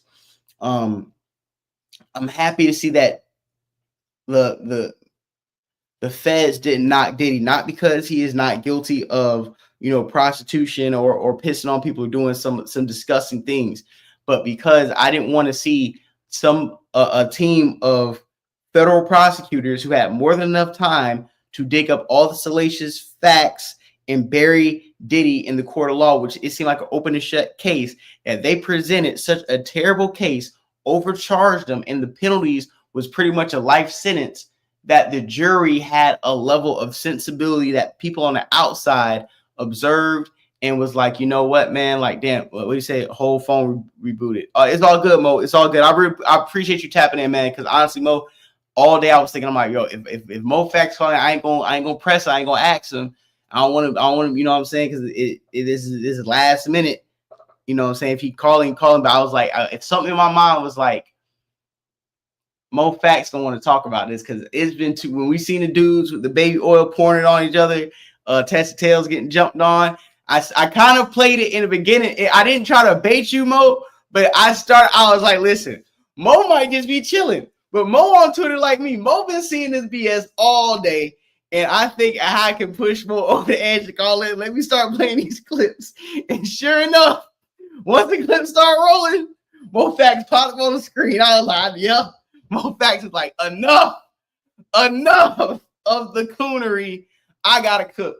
So I thank Mo Facts for coming in, because you know, he was gonna come in with the opinion, and even if we laughing in praising some of the degeneracy, Mo Facts always had, I'm telling you, he always brings a point of view that takes the needle off the record player, cuts the lights on at the party, and everybody, it reminds me of school days when that nigga would yell like, wake up, like, you niggas, wake up. Y'all are living in bullshit. So I salute him. And like I said, my closing things on this topic is this: like, you look at a Tessa Tails, Tessa Cap, these are the type of individuals, like Mo pointed out, that I said earlier, that will assimilate themselves, hide in plain sight. Just like you say, there's angels and demons walking around us mere mortals. There are agents, and there are people that look like me and you that will line me and you up. When we talk about spiritual demons, we talk about, like I said, people morphing into other beings and other things and just cosplaying as your peer, but they're really here to program. When you heard the lady say, yo, Tessa don't ever have to wait in line. Tessa ain't never paid nobody for a spot. Tessa ain't never ended up in the overflow room. That's because the feds got her in the place. The feds make sure she in position. Why Tessa Tails every time she the first motherfucker to go live? I'm telling you, I wasn't hating.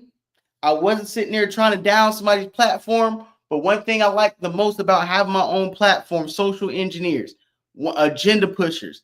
Thank you. Back, we're gonna go down. Yeah, let me read a couple comments. Like I said, salute Mo, great perspective from Trevor Jackson. Hit the like button, man. I'm telling you, Mo Facts cooked today, dog. Mo Facts cooked today. The back signal went up. Hey, Carter, I'm telling you, I was like, listen, I ain't gonna call Mo, but I know Mo a little bit. I know well enough. No, once I start showing the coon and buffoon, Mo gonna be like, man, hell no, I'm not gonna sit back and watch this bullshit, dog. I knew Trevor too. Trevor, same way. I was like, listen, let me start playing the clips. The brothers I know, because I know if y'all had a show, y'all start playing them clips, I'm on the same type of time. Oh no, it's my cue. It's my cue. I can't let this go on any longer, man.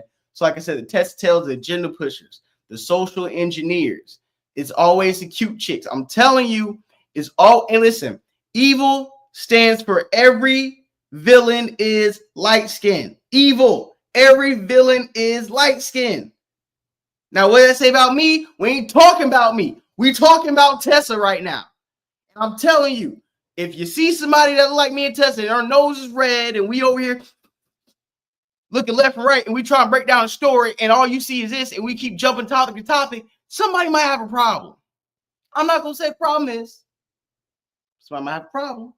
And for the fact that we were able to call her out, for the fact that when she went live, so many people harassed her, picked her up from 94 feet, and almost whipped her ass, had her crying and shit, showed you that not only did I see it, not only did the chat see it, but we all seen it. We've all witnessed it in the fight in the sea. People say Diddy is evil and evil one today. No, evil is the people who try to program your point of view and program your perspective without giving you the free will to decide for yourself. And that is the Nancy Graces, the Tessa Tales, the Law and Crime, the TMZ. And fuck that nigga on Law and Crime with little 6 o'clock fucking Johnny Bravo haircut. Fuck that nigga. I'm gonna keep it a buck. He can eat a dick. I hate his haircut. Fuck Nancy Grace too, cause her eyes look like she been fucking, you know, she got them bug ass, you know, I've been fucking in the field lying on niggas for 60 years. Look, fuck that bitch too. I guess Tessa will be telling us to vote Democrat in a few years. Man, I'm telling you, what Tessa Tales did was permanently damage. Like the way Tasha K permanently damaged her YouTube channel by going at Cardi B. Monetarily, Tessa Tales did that reputation wise to where we used to watch her because she had updates like the Drake stuff on the academic stuff, even with Jonathan. But after the Jonathan Majors thing, like the lady said, or after seeing what she's doing with the Diddy case, it is clear to see that she is a tool of propaganda to criminalize black men in the public eye and run interference for prosecution teams. That's just how she gets down. I'm telling you, every villain is light-skinned. That is what evil stands for. And if you're asking about me, don't worry about me, because we ain't talking about me. We talking about Tessa Tales today. When you see me with a red nose, stumbling and fumbling over the topics, and eyes bucking, then, yeah, be concerned, speak about me, make videos. But today, we going after Tessa Tales. She can eat one salute to Sean G. Don't change the definition of evil on me, Jay. But I'm brown skinned. Hey, dog, listen, man. I don't know that light. I don't know what type of LED lights you was using, my brother Trevor Jackson. You looking like me today. You was a little bright today, Trevor. I'm saying, calling how I see it.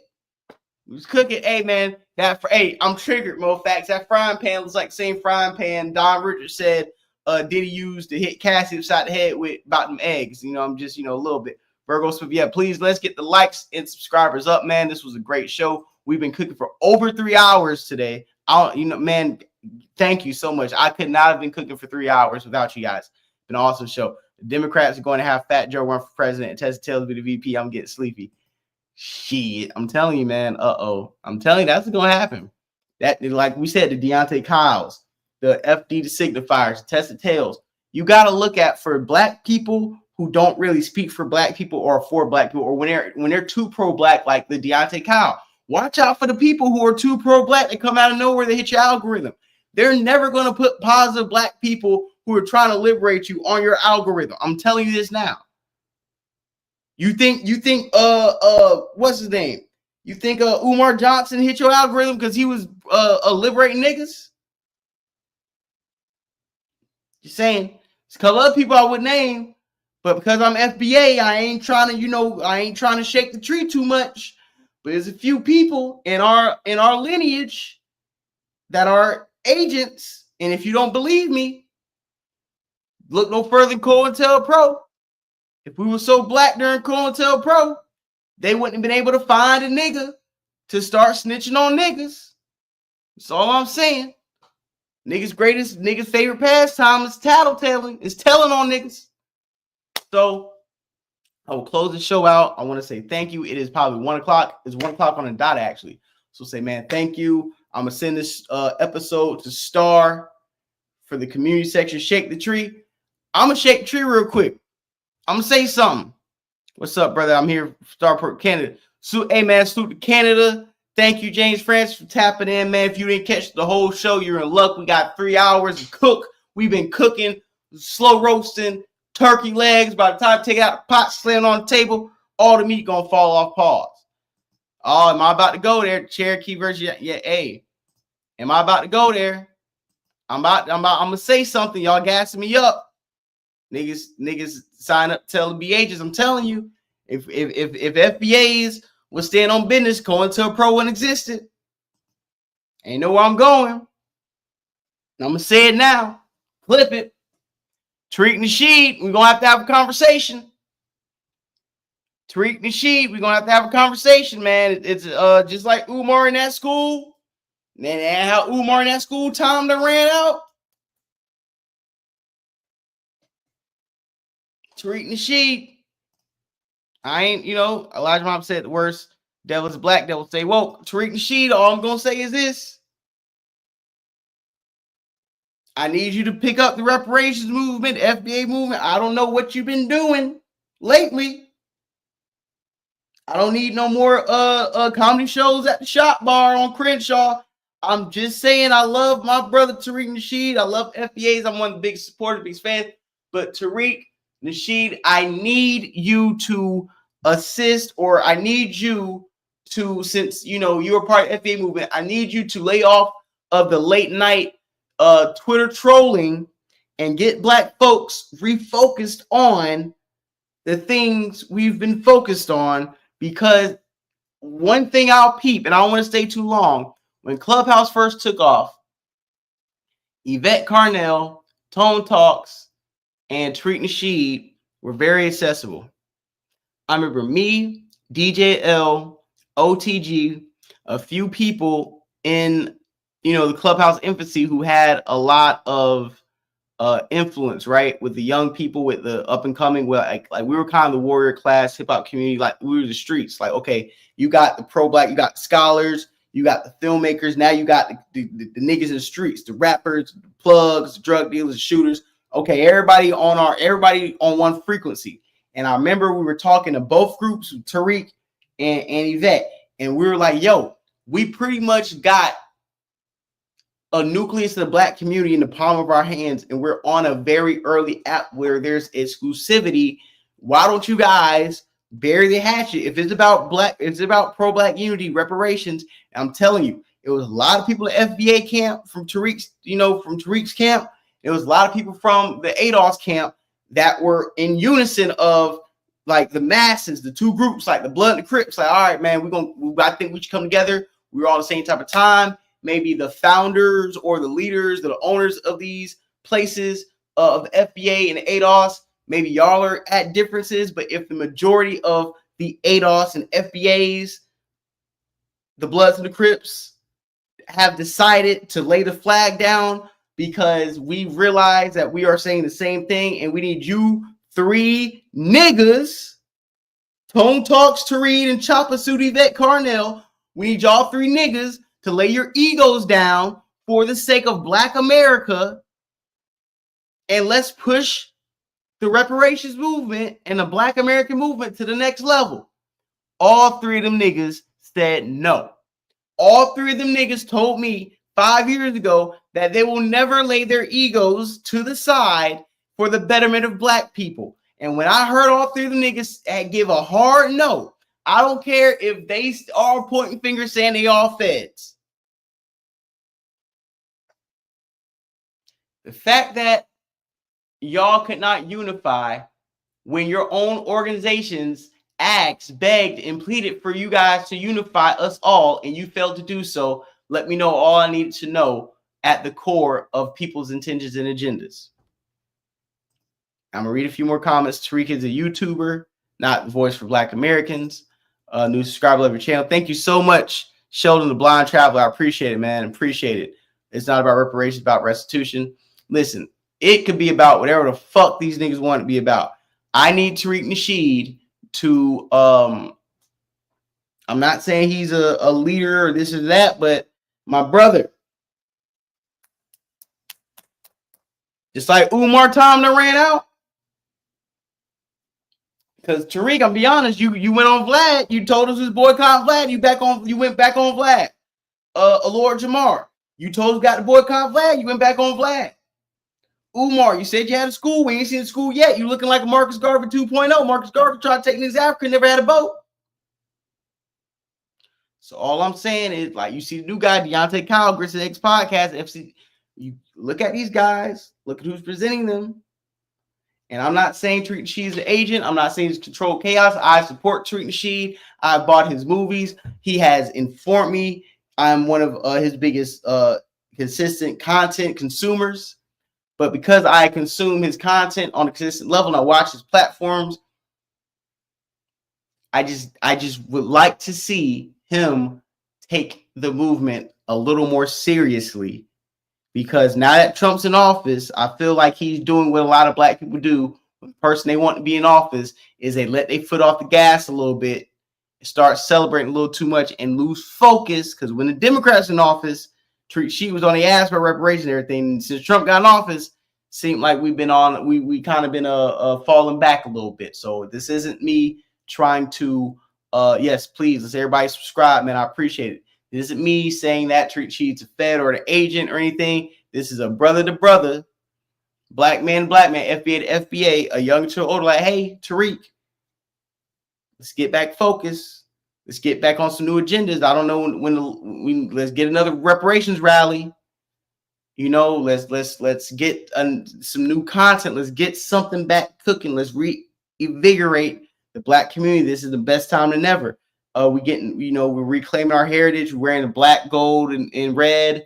We're getting back to cowboy hats, farming, back to our culture. Tariq, don't drop the ball, man. Don't drop the ball.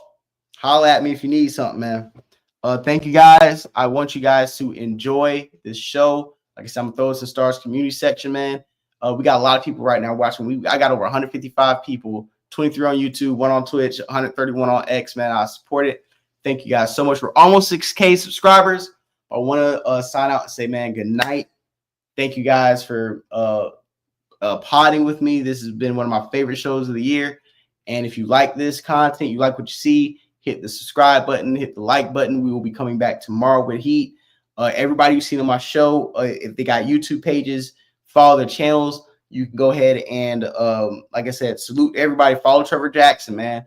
Follow Mo Facts. These guys are these my big bros. They help me with a lot behind the scenes, and when they come on the show, it's like it's an appreciation to let these guys cook. So, man, so thank you guys so much. Have a wonderful night. I'm gonna go ahead and get this visual going, and let me get this song going really quickly. The best part about having a brother who raps is that I never have to pay for music license. I don't have to ever be like, hey man, I can't play this song because I'm gonna get sued. No, this is my brother. I can just go ahead. Let me put it in. Just go ahead and play this man music. Type this in real quick because I got the backdrop. So I got to show the backdrop too. So boom, let me go ahead and get this song going. Where we at? Bow. Yes, sir. And here's the backdrop. Thank you guys. Peace out. Banner. Jacksonville, we here. You all count. Stand up. Run it.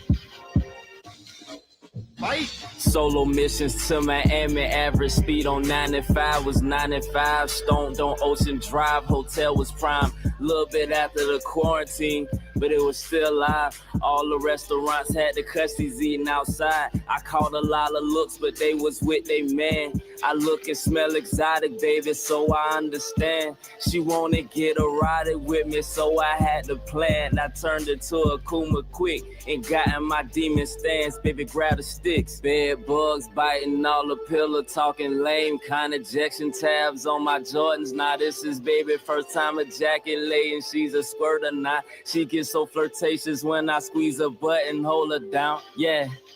The sex was like an angelic demon dance. Should've made her sign a wave in advance to make it clear that she got a share. Either you compete or you can drown in fear. You can complete the task or disappear. Bring something edible to my table, come grab a chair. If you ain't doing shit, then baby, guess what? You can't get the dick. One thing I can't stand up for is a lazy bitch. Golden double crosses on my yak and you can't get a sip. Golden dick on me, baby, and you can't get the tip. Bed bugs biting all the pillow, talking lame, kind